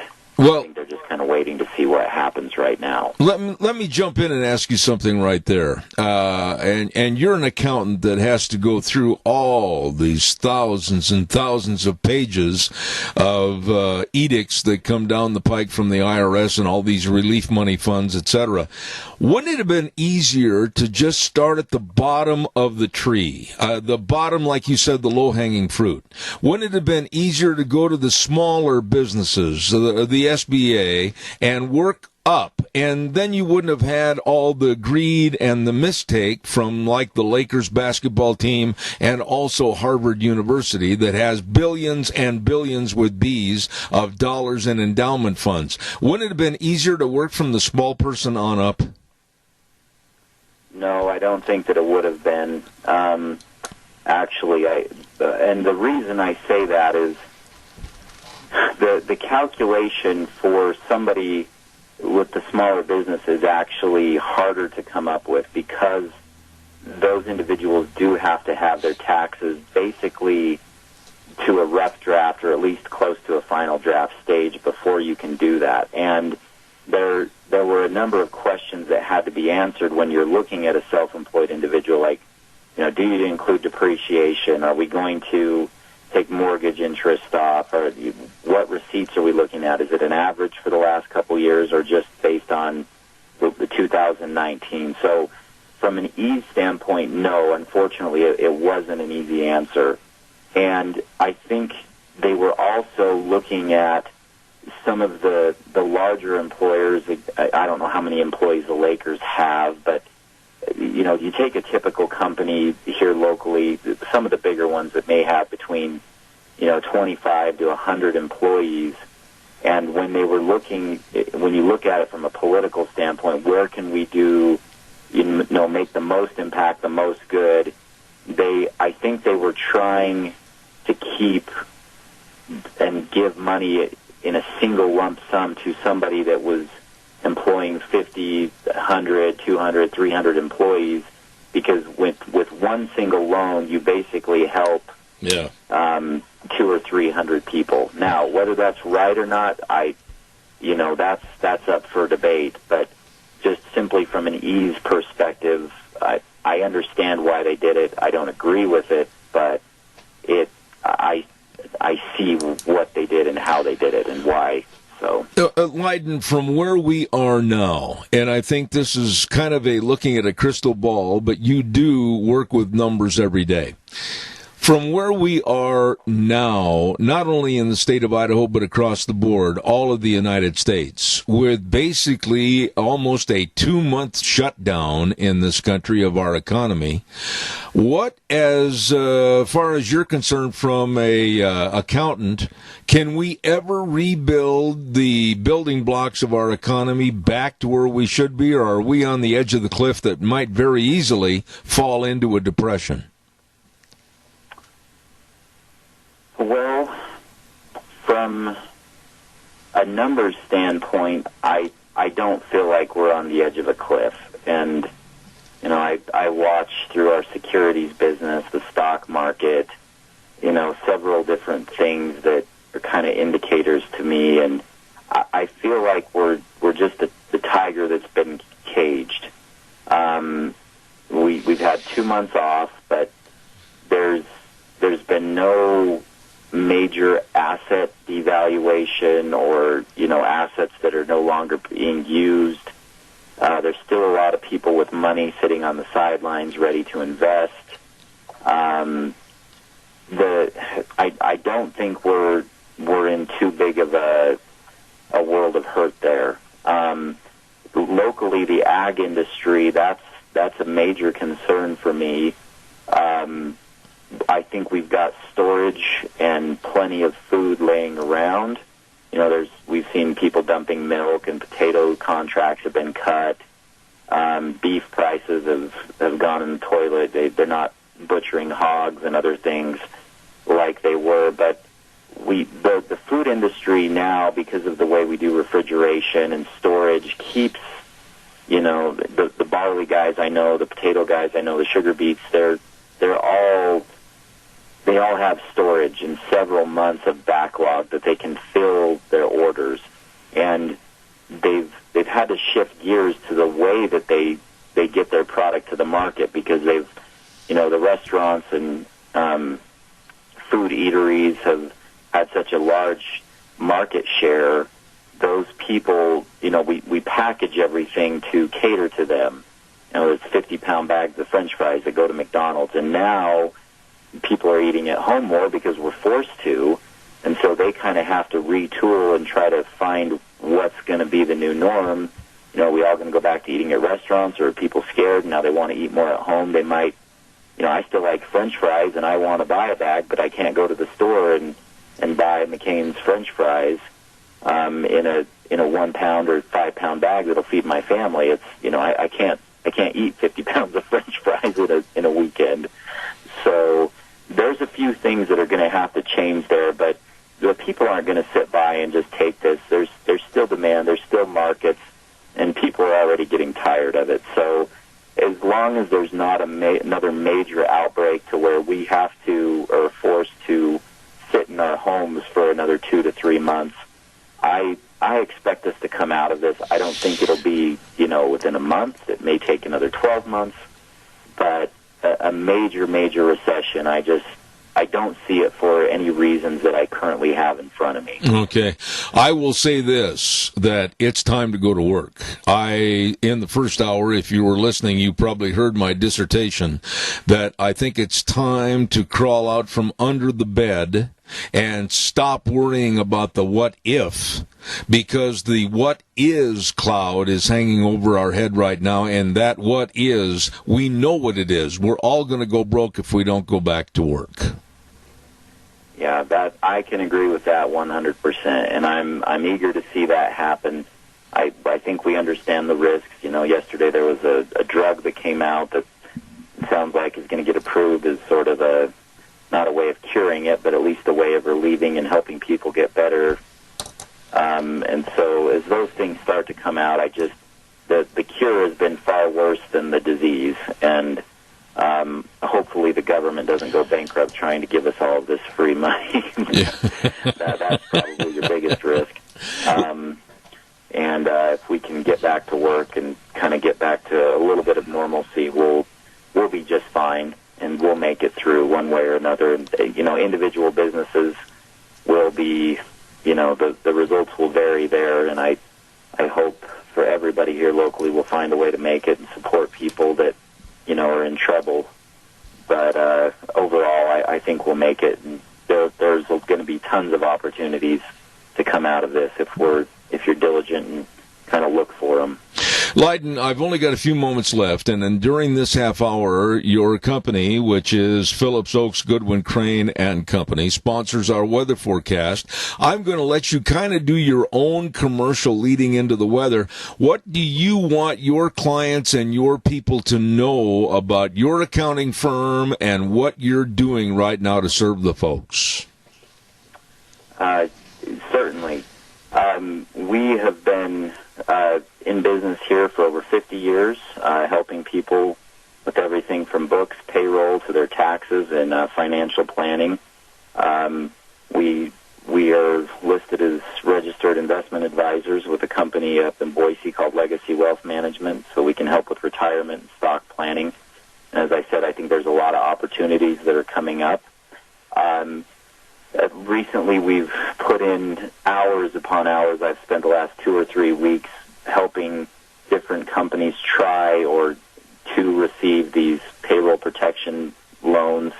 And it's put a damper on tax season, but I think it was necessary. We've requested upwards of $4.5 to $5 million worth of money to try to help local businesses here stay in business.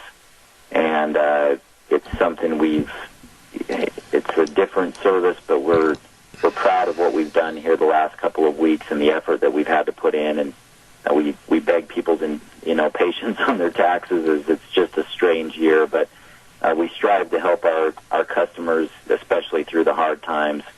And we appreciate their trust in us and the business that they give us, and we're proud to be a part of this community, and we will do everything we can to ensure its economic stability going forward. Absolutely. Ladies and gentlemen, this is one of the professionals at Phillips Oakes Goodwin Crane and Company, Leyden Crane. Leyden, may I say, God bless, stay well. We're going to go to the weather forecast, but before I do that, I'm going to say thank you for taking the time to come on our program this morning.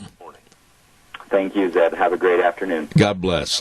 Ladies and gentlemen, right now, the weather with Scotty, brought to you by Phillips Oakes Goodwin Crane and Company. Today, then clearing off. Good morning with your Zeb of the Ranch weather forecast. I'm Scotty Cameron. Got some severe thunderstorms going to be happening today, expecting a high of 76. Those thunderstorms will continue on throughout this evening, then clearing off early in the morning, a low of 47. Now for Friday, looking for partly sunny and a high of 70. Friday night, mostly clear with a low of 42. Saturday, beautiful day. Looks like sunshine and a high of 73. And then for Sunday, mostly sunny and a high of 68. That's your Zeb of the Ranch weather forecast. Have a great day. Thank you very much, Scott Man, with the weather forecast this morning. And our weather brought to you by Phillips Oakes Goodwin Crane and Company, providing accounting services to the Minicash area for well over 50 years, with offices in Burley and Rupert. Phillips Oakes Goodwin Crane and Company. Caller, I've only got a minute because I've got to do Starving to Death, so real fast, you're on the air. Go.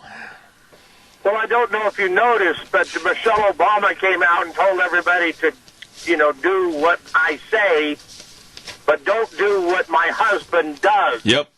So, he was out golfing, and she was telling everybody to stay home and mind.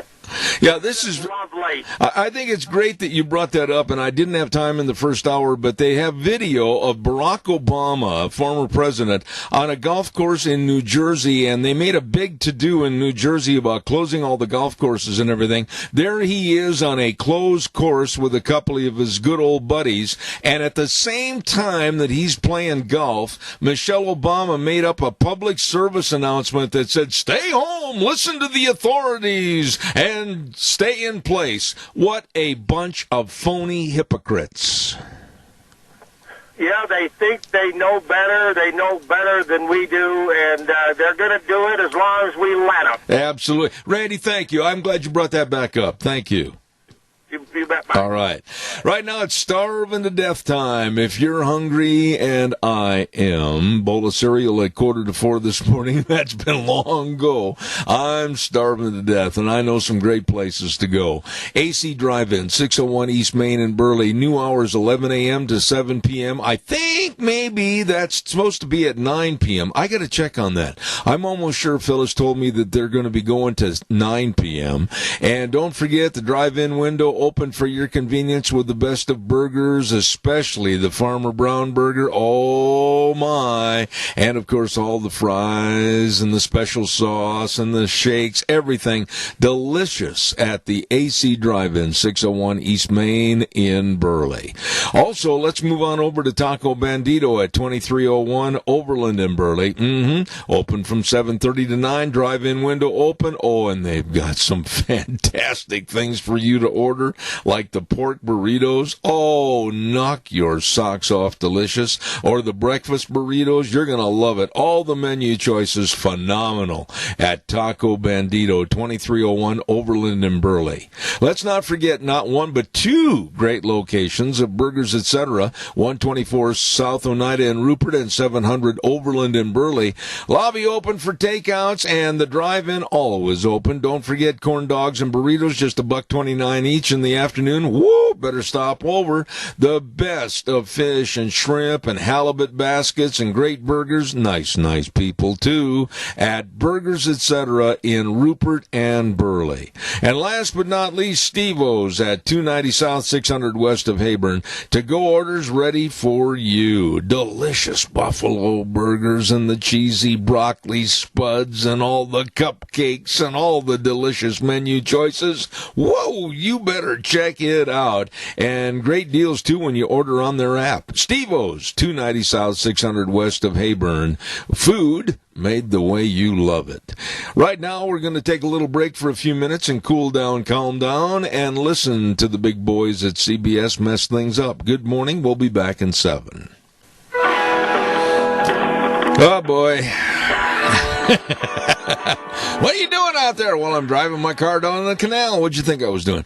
Anyway, good morning, everybody. Zeb at the Ranch, and, of course, with our major sponsor, your Magic Valley Les Schwab Tire Centers. All 7 locations are open and serving you. Safe, clean environment, and the best in tires and services to your automobiles and pickups. You stop in and see them today. Magic Valley Les Schwab Tire Centers.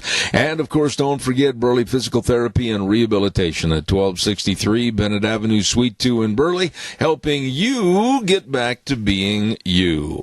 And, of course, our friends, and they are our friends Matt and Kelly Wiggins over at Greystone Crossing Senior Living, 1221 21st Street in Heyburn. Seniors living the good life with friends. I urge all the seniors in the audience that are looking for a great place to live with your friends, and that, of course, is Greystone Crossing. Wonderful location right over there, just a mile east of Walmart. Brand new 12-bedroom home, 3 meals a day, snacks, housekeeping, local transportation. Wow, I urge you to call and get an appointment to see this beautiful place. Greystone Crossing. The number to call, 650-4979. That number again, 650-4979. Greystone Crossing Senior Living, 1221 21st Street in Heyburn. Really good people. Wheels, could we please have the good word for the May 19th primaries? Idaho's primary election is on Tuesday, May 19th. Here's Speaker of the House Scott Bedke to explain this year's voting by mail. This year it's going to be a little different. You will be getting an absentee ballot request form in the mail. Fill it out. Send it in. Then the county clerk will send you an absentee ballot form. This is how you vote. Fill it out. Mail it in by May 19th. If you have other questions, don't hesitate to call your county clerk's office. paid for by Betsy for Idaho. Thank you very much. And right now, ladies and gentlemen, I want to remind you, too, on Mondays at 10:30, we have the lovely Miss Vicky of Vicky's Country Garden with Vicky's Country Gardening Tips. And that's, of course, going to be at 185 South 600 West of Paul. The number to call her, 438-5663, for all your gardening needs. They've got all the gardening plants, all the flowers, everything for you at Vicky's Country Garden. Don't forget, 10:30 on Mondays, Vicky's Country Garden. Let's go to the phone line right now, as we're going to have our segment on Thursdays called Cassia County School Days, and I am extremely appreciative of this lady. She is also the president of the Idaho State Board of Education, Debbie Critchfield. Good morning, Debbie. How are you? I am doing well. How goes your battle? We're on the front line, and they're throwing rocks. Debbie, I'm ready to be hit by one. I hope nothing ever happens as far as that's concerned, but I want to get right into this morning because you or anyone, nobody anticipated our education system absolutely being thrown up into the air and possibly over a cliff because of this coronavirus. I mean, how do you plan, or what do you do for the future as a school board? I mean, there's so many what ifs. I don't know on many of the questions that we're getting addressed for the fall. What will school look like? The board is making plans to move forward with, and the administration on reopening in some type of a normal fashion. But I think we all have to be realistic and plan for contingencies on any type of prolonged physical distancing, or should there be some type of community spread that comes up at some point, and possibly school needs to be out in that sense for a time. I think they're working through all of these scenarios. Debbie, I'm not going to, like I told Penny Main earlier this morning, I'm not going to paint you into a corner with my verbiage, but I'm going to say this. Life is a risk. Everything we do in life is a risk, and we can't live under a cloud of what if this happens, what if that happens. I personally have taken the stance as of this morning that things need to open up and we need to get back to some sense of normalcy, or it may never happen. I think your opinions align well with a school board discussion that they had about a week and a half ago at their board meeting. That's definitely their viewpoint, that the public health and public safety of students and staff is a priority, certainly, but there needs to be conversations that direct us down that road of let's get people back to work, let's get kids back to school, and that type of thing. And so that is certainly in the mix of the Cassia School Board conversation. There is so much, and like I said, I don't envy you and your associates, because this has got to be one of the most tumultuous times that anybody could be involved in education. Let's talk a little bit about seniors. Let's talk about the graduating classes. Let's talk about graduation. Let's talk about scholarships. Let's talk about the SATs and the going on to future education. I mean, how do you address all those issues? There's plans for all of those things. Seniors are certainly the most, I guess, vulnerable group to all of the changes. They've really been zinged here. As far as graduation, there's going to be modified graduations for Cassia high schools. They're looking at holding graduation on the same day and at the same time as was previously scheduled. There are details that are being finalized, but by and large, it's going to be a drive-by type of a scenario where graduates and in the car with their families can drive up to a place and get out and get a diploma and then get back in and drive away. I've heard talk of trying to work on some type of parade scenario, keeping that the physical and social distancing and trying to keep large crowds from gatherings. The principals have been working for the last several weeks, putting together something that will be able to honor seniors, but also respects the situation that we're in now. As far as SATs are concerned, colleges in Idaho have waived any requirement for that to be a condition upon applying or upon going on, and so the college entrance exam piece is been adjusted.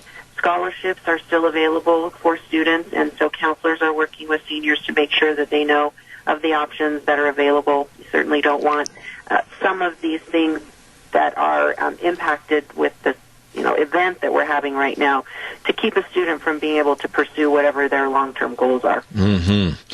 Debbie, normally I'm always on the side of parents, please support your school. Parents, please go to the PTA meetings. Parents, please help your children as much as you can in their educations.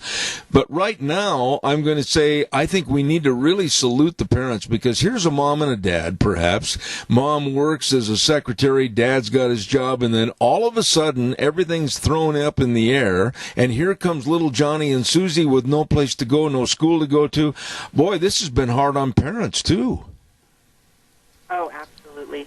And as much and as diligently as teachers are working, the primary responsibility is at the parents' feet. And as you pointed out, you've got parents that are able to work and go to work full time during the day, and just trying to manage the family dynamic right now. We definitely this cannot be successful without parents, and we appreciate them, and we also appreciate that it's frustrating, and that it's hard, and that this was thrown on people. And so we're not perfect at how we're working this out, but I think every day we try to get a little bit better.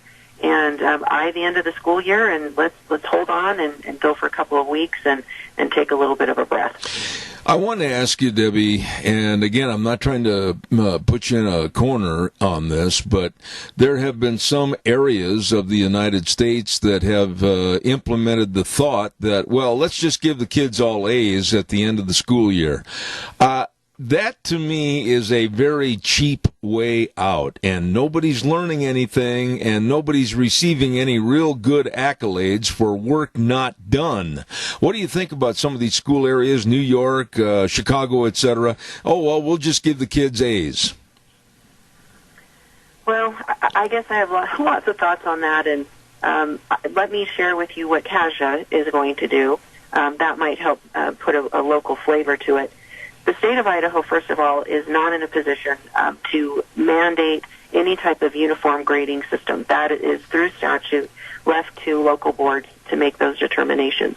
And as you've mentioned, not only nationally, but regionally and within the state, we're seeing all sorts of ways of handling that, anything from a pass-fail rather than the letter grades to only looking at the 7th semester grades and not considering anything here this 8th semester for a senior or the last part of the school year for an elementary student. In CASA, the determination was made that 70% of the grade would be, the majority of the grades would be calculated on the first 3 quarters of this semester, and that the 4th quarter of the last semester would be 30% of the grade. The thinking behind that is to keep students still motivated to continue to do work and to stay engaged, and that at the end of it, it wasn't just wasted time, and that this does count. We want you to work hard, but recognizing that you don't have the same resources and the same access to things, and that not all students have been able to access the same things uniformly, and that seemed to be the right way to break it down. I do think that it is, in my opinion, and I think the board's opinion, you want to find that balance, that you keep kids going. This isn't just busy work that you're wasting time on. It does count, but recognizing the circumstances, it's not the majority of your grade. Absolutely. I'm trying to pick and choose some of the subject matter. I've got so many questions to ask you in a limited time this morning. A lot of children, and quite frankly, I want to really bring this out because I admire their effort. A lot of your scholastic abilities and your intramural and extracurricular activities are going to determine what kind of a person you are when you leave high school and go into college. That being said, a lot of these students, athletes, football, football, baseball, basketball, track, whatever the sport may be, their accolades and what they can achieve and possibly attain scholarships is all up in the air right now going into this next school year, along with sponsorships from local businesses. This is going to be hard to overcome. Yes. You're right. It is going to be hard to overcome. For our seniors, we know that the NCAA has made some adjustments and modifications to scholarshiping and to eligibility years. And so students that weren't able to participate in spring sports have some accommodations. And so we've directed coaches and athletic directors to make sure they're up on the latest guidance. On the college level, the NCAA is allowing universities to keep more seniors on their rosters so that they're not in a position of having to cut certain people because we've got new people coming in. And so there's been a lot of thought and effort that has gone into that. But again, looking through the local lens, these are very important aspects to a student's life and to their overall success. And for some students, that's why they do well in school, is so that they can participate in these teams. And certainly the community aspect and all of those things go together. And I think that everything that we're talking about just underscores how important it is that we get to a place where we can return to some normality and return to a place where we feel like we can support students in all the ways that they need. You know, there's another group that needs to be discussed right now, and actually there's more than one group, if you will, but the teachers, all the cooks, all the other people, the custodians, everybody, their life has been turned upside down. What's the personality and the atmosphere now of all the people that work in the schools, teachers on down to the custodians? I think high levels of stress. Certainly with our teachers, they're on contract, and so the expectation as communicated by the board to them is that they still have that level of professionalism, that they're reaching out to students and making sure that they can have access to the material. For our classified people, there's no question that this has been something that's been turned upside down. We don't have the bus routes going. We're not providing the levels of food for our lunch folks. The aides that assist in all of these efforts, they're not getting those hours. One thing that is being addressed through the state and federally with the CARES Act is how to help some of these folks who are temporarily not able to get the type of hours, and that goes into the unemployment and furloughs and some of these other things. I know that the desire of our board and central administration is to keep as many people working as they possibly can. And that's not possible on all fronts, but certainly the desire is to get people back to work in the fall in those same positions, again, supporting the operation and the system that we have going. Absolutely. Debbie, I kind of asked questions at random. I hope I didn't miss anything, perhaps, that you wanted to talk about. So I've got about 30 seconds left. Do you have any other topics that need to be addressed?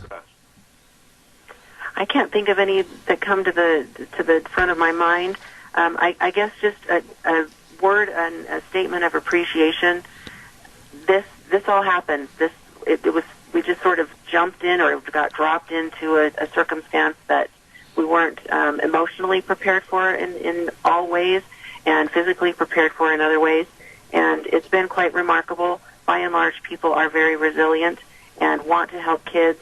This is a stressful time for everyone, but I feel as a community there's opportunities that we have here and certainly opportunities to figure out how we can do things in an improved way, regardless of how we return, that we try to look for what's positive and be hopeful. I have the utmost respect for this lady and her abilities as the president of the Idaho State Board of Education, Debbie Critchfield. God bless you, Debbie. Thank you so much for being on the program. Have a wonderful day. Thank you very much. Wonderful lady. So easy to work with and talk to, and I appreciate her. We're going to have our visit with Let's Ride in just a moment, but first of all, I want to remind everybody about Curtis and Lorena and the staff over at Patterson's. We've got something special to talk about starting maybe in the next couple of days, and it pertains to going in and shopping at Patterson's Electronics, 421 East Main in Burley, with Curtis and Lorena and their staff. Underline that word, all your electronic needs. I mean, they've got it all, and they've got all the knowledge and all the experience with these products. I mean, if you're going in and talking about a home theater system, yep, they know all about it. Surveillance cameras, car stereos and speakers, all the TV sets from Samsung, Sony, Toshiba, LG TVs. Yep, they're ready to serve you Monday through Saturdays, 9 to 6 at Patterson's Electronics, 421 East Main in Burley. Number to call, 678-6997. Let's right now go over to a company that has been with me on this program for many, many years, and we appreciate it. We're going to be talking to the folks over at Let's Ride, 270 Highway 24 between Rupert and the World, where the fun is sold. And who do I have on the line this morning? Do I have anybody on the line this morning? Who am I talking to? Can you hear me? I can now. Who am I speaking to? This is Randy, Zip. Well, Randy, you old dog, how are you over there at Let's Ride? I'm doing good. Doing good. We're surviving, let's put it that way. Well, let's get right down to the bottom line, Randy. What is going on at Let's Ride? I mean, for the last couple of months, everything has kind of been curtailed and put on the back burner, etc. Tell us what is happening at Let's Ride over in the Rupert area. Everything's going good. We're back to normal store hours. We had a sort of adjusted schedule there for a couple of weeks, but now we're back at it full time. So we're still surviving. Now, when you say normal store hours, let's really be definitive and tell everybody what they are. So we are open from 9 to 6 Monday through Friday, and then we are open from 9 to 2 on Saturday, and okay. We're closed Sunday. All right, so there is a change from what we've been announcing. So you're back on, and I want to reiterate this, Monday through Friday, 9 to 6, Saturdays, 9 to 2. Yes, sir. You got it. Okay, now, what else is going on over there that the general public needs to know? I mean, tell us about the great showroom buys with all the four-wheelers, side-by-sides, everything, all the accessories. Go ahead, man. This is your time to shine. We have a lot of the manufacturers are doing some pretty decent rebates on side-by-sides, ATVs, our watercraft. They're really trying to help us out as far as spurring us on, trying to let people come out and, save a little bit of money, I guess, on rebates. Everything pretty much is, accessory-wise, we're loaded up. Everything's pretty normal. We do have a lot of really good deals right now, so come down. I mean, it's a good time. Okay, now I want you to brag a little bit on your service department, because every time I've had my machines in to be serviced, service is A1 with those folks. Tell us about it. Yeah, service is really, really good. They're getting backed up a little bit now, but that's just this time of year. Everyone's trying to get everything ready for to use on the farm. But yes, Tyson does a great job. We try to get to people as fast as we can and help them out, and we try to do as good as we can. Absolutely. Now, a lot of people might not know all the different brands and what really is on the showroom floor. Give us a quick thumbnail sketch of what you got available over there. Well, we are Honda, Yamaha, Kawasaki, Suzuki, Can-Am, which is BRP, Sea-Doo, Ski-Doo. We're a gas dealer, Sherco dealer, Yeti dealer, Cobra dealer, Crash dealer. So we have just about every brand other than Polaris and Arctic Cat. If you were to guesstimate right now, Randy, how many outfits are on the showroom floor, what would you come up with? These got to be over 100. How did you get them all in there? That's the secret right there. I'll tell you what.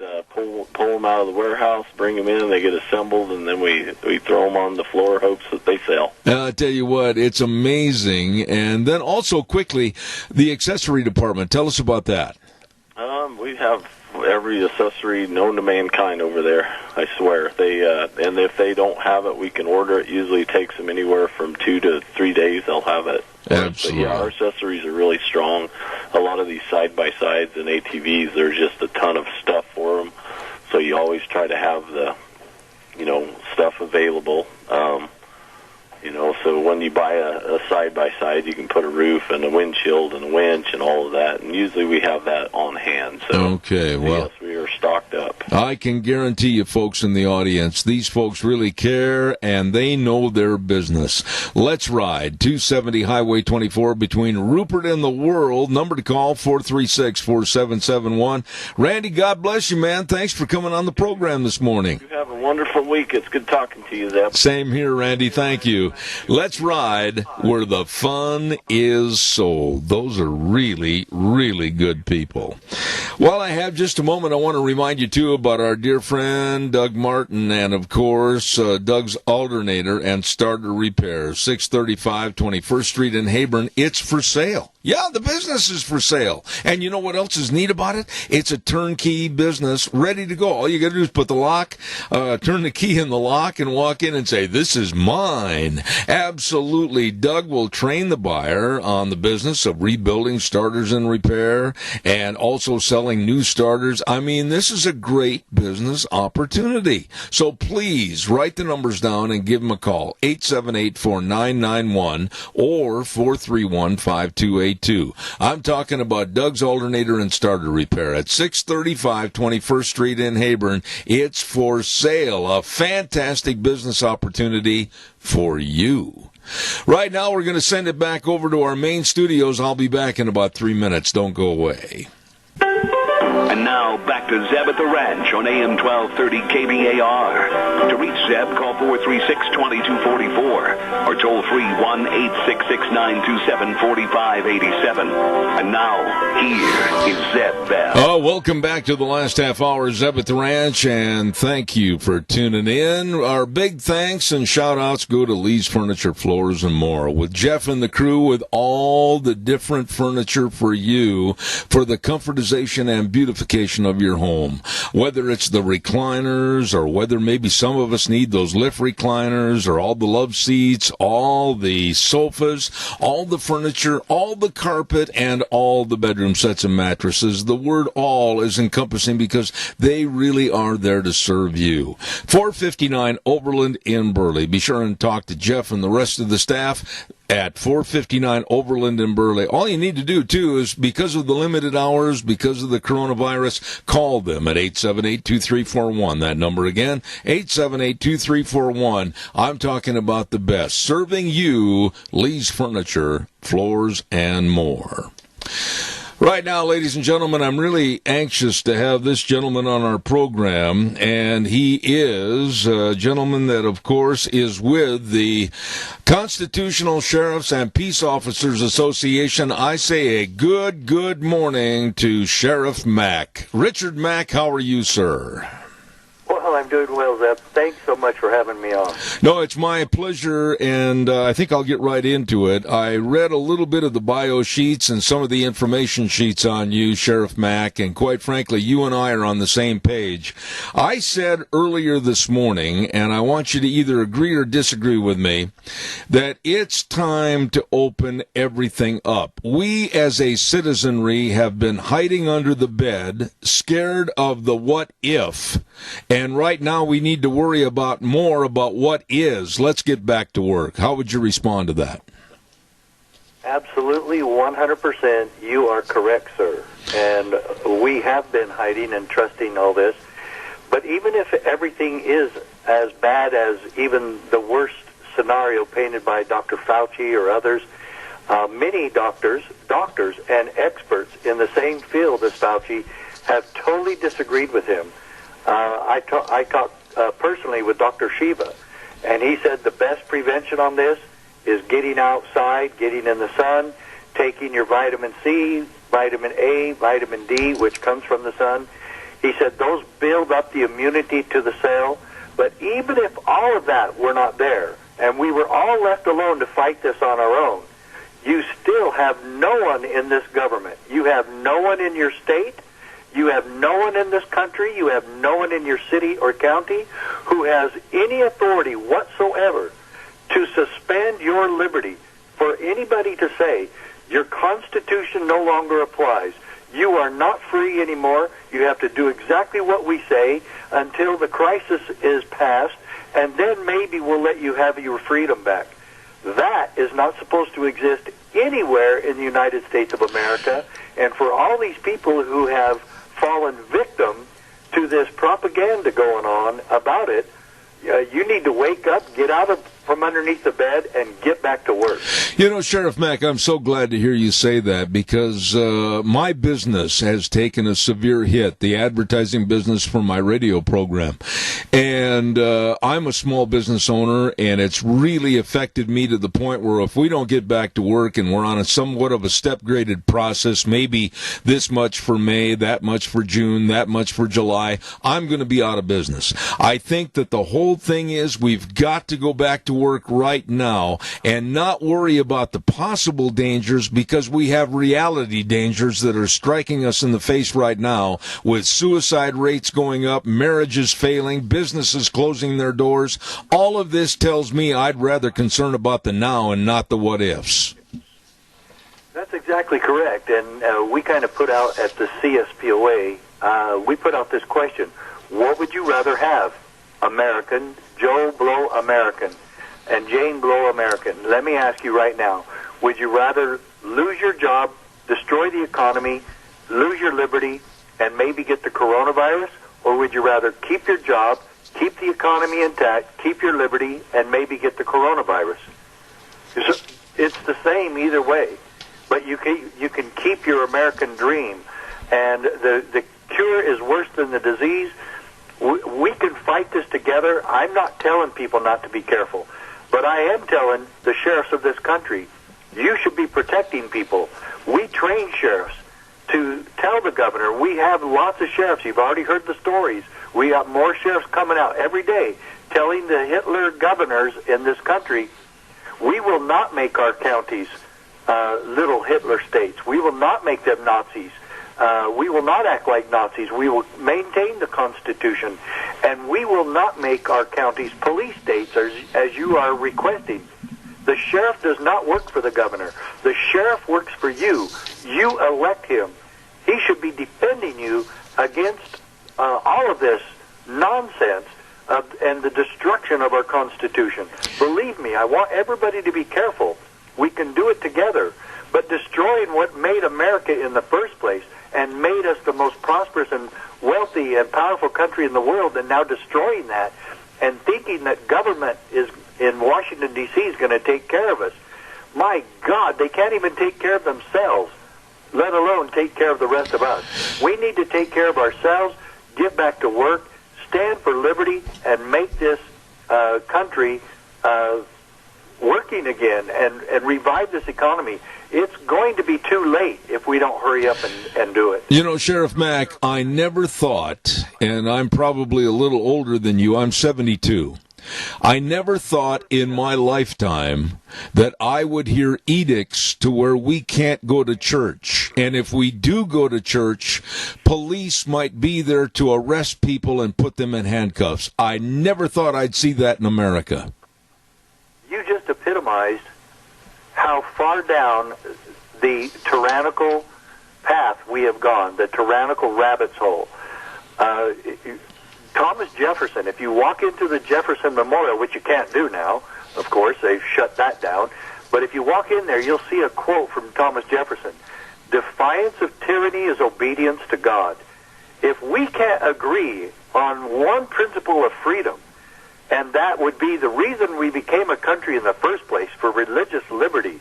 My God, Zed, if we can't agree that people going to church are safe to do so and that government will protect that right, we've lost. We've already lost. And for God's sakes, at least we have some sheriffs that are protecting that. And I would ask every one of your listeners, you, everybody, which sheriff would you rather have? The sheriff in Maine who said, we will protect your rights, we will not become a Nazi state here? Or the sheriff in Florida who arrested Pastor Rodney Howard Brown for having church.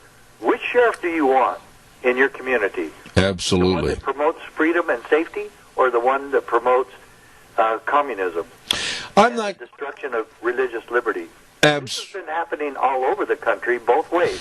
Sheriffs defending liberty and sheriffs promoting tyranny. Absolutely. And so our question from the CSPOA, and by the way, every one of your listeners can become a member. This is a citizen organization. This is citizen plus sheriffs plus patrol officers and peace officers all across this land, that we will defend the rights of the American people. The Declaration of Independence says that to secure these rights, governments are instituted among men.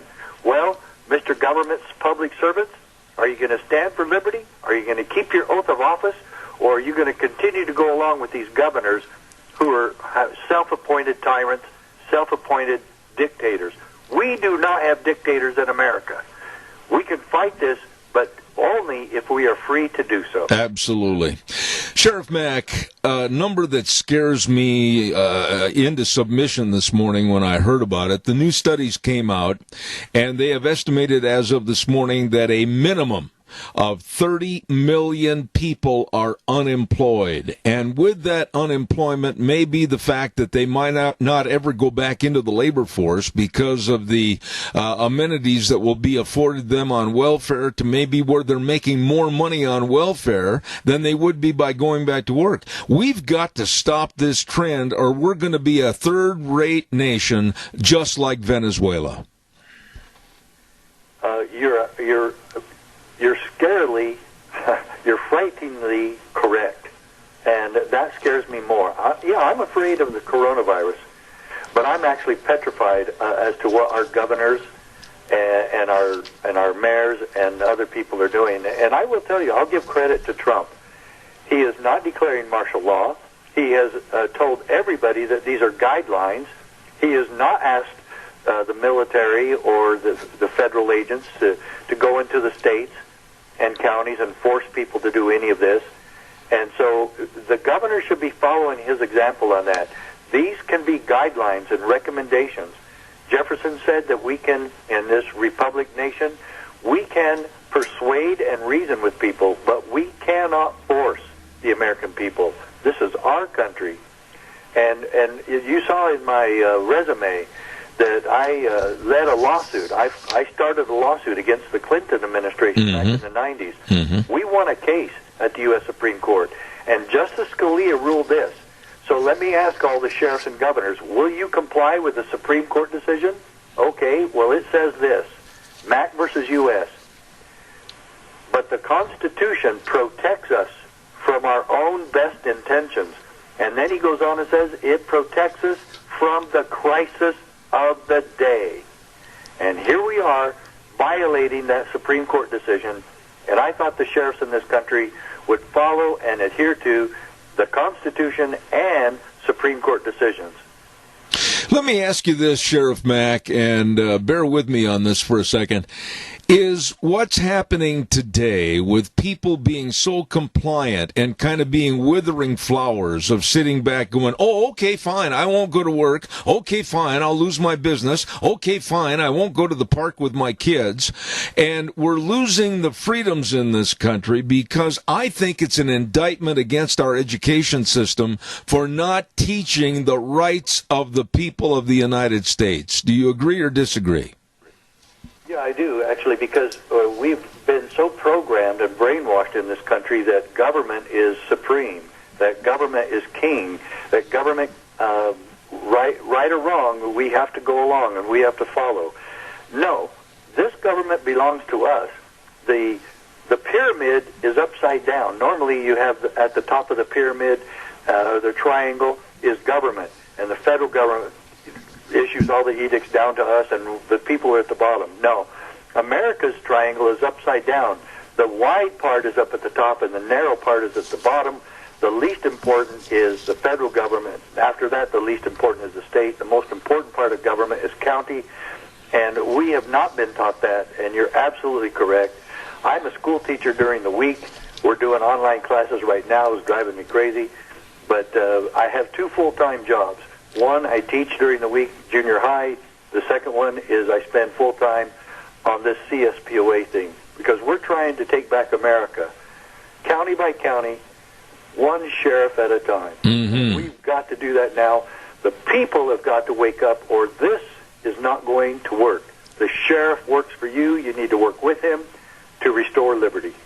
Sheriff Mack, of the freedoms that we may be losing and or have lost, I'm really concerned about this coronavirus and the left and the Democratic Party using a pandemic awareness to try to get more control over our guns and over our lives. What do you think about the Second Amendment and what they may try to do? Well, I think the Second Amendment is vital to liberty, and that's one of the reasons I sued the Clinton administration. And it was because it was the Brady bill, and it was a gun control law that the sheriffs were forced to participate in, and we were forced to enforce the Brady bill, and we were threatened with arrest if we didn't comply. That's just how crazy government has gotten. And so, yeah, I'm really put out with the Democrats that have tried to use this in such political ways. But when people are afraid, first they come in and they scare us to death because they know that the number one factor, the motivational factor in human behavior is fear. And they install this fear in all of us, and then they come back with this solution. Well, you got to do what we say. You got to destroy everything you worked for your whole life. And you know what? I don't drink. But there's a bar owner in downtown Phoenix that's going to open his doors, and I'm going to go in there and support him tomorrow. You know, when you look... I'll tell you what, we have got to do something to get this back. And the governor of Arizona just threatened everybody with 6 months in prison, $2,500 fine for anybody who opens their store or restaurant or anything else that he's made illegal. He's a Republican. I'm getting ready to stop being a Republican because of him. And I'm fed up with both sides on this. And yeah, the Democrats are worse. Well, okay, so you still have socialism A or socialism B. Absolutely. And I want America back. What can people do in the audience? Please tell my audience, I've got about 2 minutes left in this segment, what you think people should be doing or what they should be aware of or what they can get involved in to fight back. Join any of the protests about that, but also get together with your neighbors and talk to your sheriff about this. Sheriff, ask him, will you keep your oath? Are you a constitutional sheriff? Get him a copy of my Supreme Court decision on my website at cspoa.org. I have a little tiny pocket-sized booklet that's called The Victory for State Sovereignty. It has that Supreme Court decision in there where Scalia talks about the Constitution protects us from the crisis of the day. And there's lots of other stuff in there that you absolutely must see. And get a copy of the book, The County Sheriff, America's Last Hope. Become a member of CSPOA. Let's do this, but we've got to wake up. We've got to be together on this. And if we work together on this, we can take it back. But first, start at your local area. Ask your sheriff, will you defend us? Will you prevent? How about if you get a forced vaccination thing? Who's going to stop that? And you've got to have a relationship with your sheriff so that you are protected from other government. Absolutely. We have a caller with a question. When you hear the moo of a cow on my program, it means there's a caller waiting on the line. Caller, real fast. I've got about a minute left, please. Okay, Zeb, it's just me. Take care. This Sheriff Mack is fabulous. Put this guy on every week. He is awesome. I have never heard of a sheriff speak the way of truth that this man does, and he is awesome with knowledge. Please bring him back. Thank you so much. Have a wonderful day. Thank you, Sheriff Mack. You just got a great endorsement right there. Yeah, Zeb, I'll be happy to be on with you a lot more often. I love your show. Well, I want to tell you how much I appreciate what you do, what you represent, and if people are interested in joining the Constitutional Sheriffs and Peace Officers Association, what's the best way to do that? Just go to CSPOA, CSPOA, stands for Constitutional Sheriffs Peace Officer Association, CSPOA.org. Call us, email us, get on our list, and for heaven's sakes, get involved. All I can say is thank you, Sheriff Richard Mack. You are welcome here anytime. I will be in touch. God bless you, man, and thanks for being on the program this morning. You're welcome, Zed. Thanks for having me. Thank you, sir. I will, according to what that lady called in and said, I'm going to have him back on the program again. A very articulate, very smart man, standing up for our Constitution and us, Sheriff Richard Mack, and we will have him back. Right now, I want to remind you about a great, great place, and that's Edith's Cafe. You know, I tell you, everybody's been suffering for the last couple of months. Well, they've done so much to help in the community, especially with the truck drivers that are coming in on Washington Street. They set up a little area over there so they could sell the truck drivers food and make sure that they're going to get sufficient nutrition, and I'll tell you what, they will, from Edith's Cafe. The other location, of course, the headquarters at 144 East Highway 81 in Burley, right across from the golf course, and you know they've got the most delicious food. All the daily specials, I mean everything over there. So please remember Edith's Cafe. Number to call, 878-2248. And again, the location, 144 East Highway 81 in Burley. Great eating, great food. Nice people at Edith's Cafe. It is time for our weather forecast, and it's been kind of a gnarly, nasty day, but not too bad. And the weather brought to you by Scarro's Meats. Don Scarrow and the crew at 331 North Road, Jerome. You can go to their website, scarrowsmeats.com, and find out all about the delicious meats, whether it's the marinated pork ribs, or whether it's all the hams, or the tri-tips, or the different bacons, and the sausages, and the bratwurst. I love the bratwurst. And check it out. They are great. 324-7657, the number to call. Scarro's Meats over in Jerome.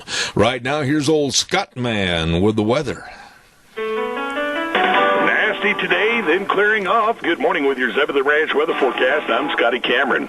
Got some severe thunderstorms going to be happening today, expecting a high of 76. Those thunderstorms will continue on throughout this evening, then clearing off early in the morning, a low of 47. Now for Friday, looking for partly sunny and a high of 70. Friday night, mostly clear with a low of 42. Saturday, beautiful day. Looks like sunshine and a high of 73. And then for Sunday, mostly sunny and a high of 68. That's your Zeb of the Ranch weather forecast. Have a great day. I want to say thank you to Scotty for filling in this morning with our weather forecast, and thank you very much. Scarro's Meats, the sponsor of our weather at 331 North Road, Jerome. Again, that telephone number, 324-7657. It is true. Yes, it is. Don Scarrow and the crew at Scarro's Meats, changing the way we eat, one delicious bite at a time. Wonderful people. Sharon Wilmot went in for surgery yesterday, and I haven't had a chance to check and see how she's doing. I'm going to be calling right after I get off the air this morning, and almost choked to death right there. And I certainly want to wish her well, and as soon as I find out the status, we'll put it on our program. Hopefully we can give her a call next week and wish her well. Maybe you can send her a card or a letter or whatever. That'd be nice. And I just want to go back and say what I said earlier today on this program. 30 million unemployed American people, business owners closing their doors. They may never be reopened. Families suffering from depression, despair, worrying about how they're going to pay the next bill. Fathers with suicidal tendencies of not knowing if they have a job or not. All of this is realism. It is a what is. We can't continue hiding under the bed worrying about the what if. Nobody wants to get sick. Nobody wants to die because of a hideous virus or cancer or any other malady. All I'm going to say is that it's time to get back to work. Caller, quickly. I've got 30 seconds, and then I'm going to cut you off. The other day, a guy called in from Bear Lake County here in Idaho. They have had no deaths from COVID, none. He said they have had either 4 or 6 suicides in the last 2 weeks. Yeah. I just want to have all of our friends and neighbors, please don't despair. Things have got to get better. Randy, thank you for your call this morning. I appreciate it. I want to leave you with this thought that I'm going to be fighting hard to make sure that we all get back to work, that we all get a chance to enjoy our families, that we all get back to a lifestyle that we have worked hard for. Remember, on this program, the way things were are the way things ought to be. And the 4 words that mean the most to us: in God we trust. And I mean that. See you Monday at 8:06. Zeb at the Ranch. Stay well. Be careful.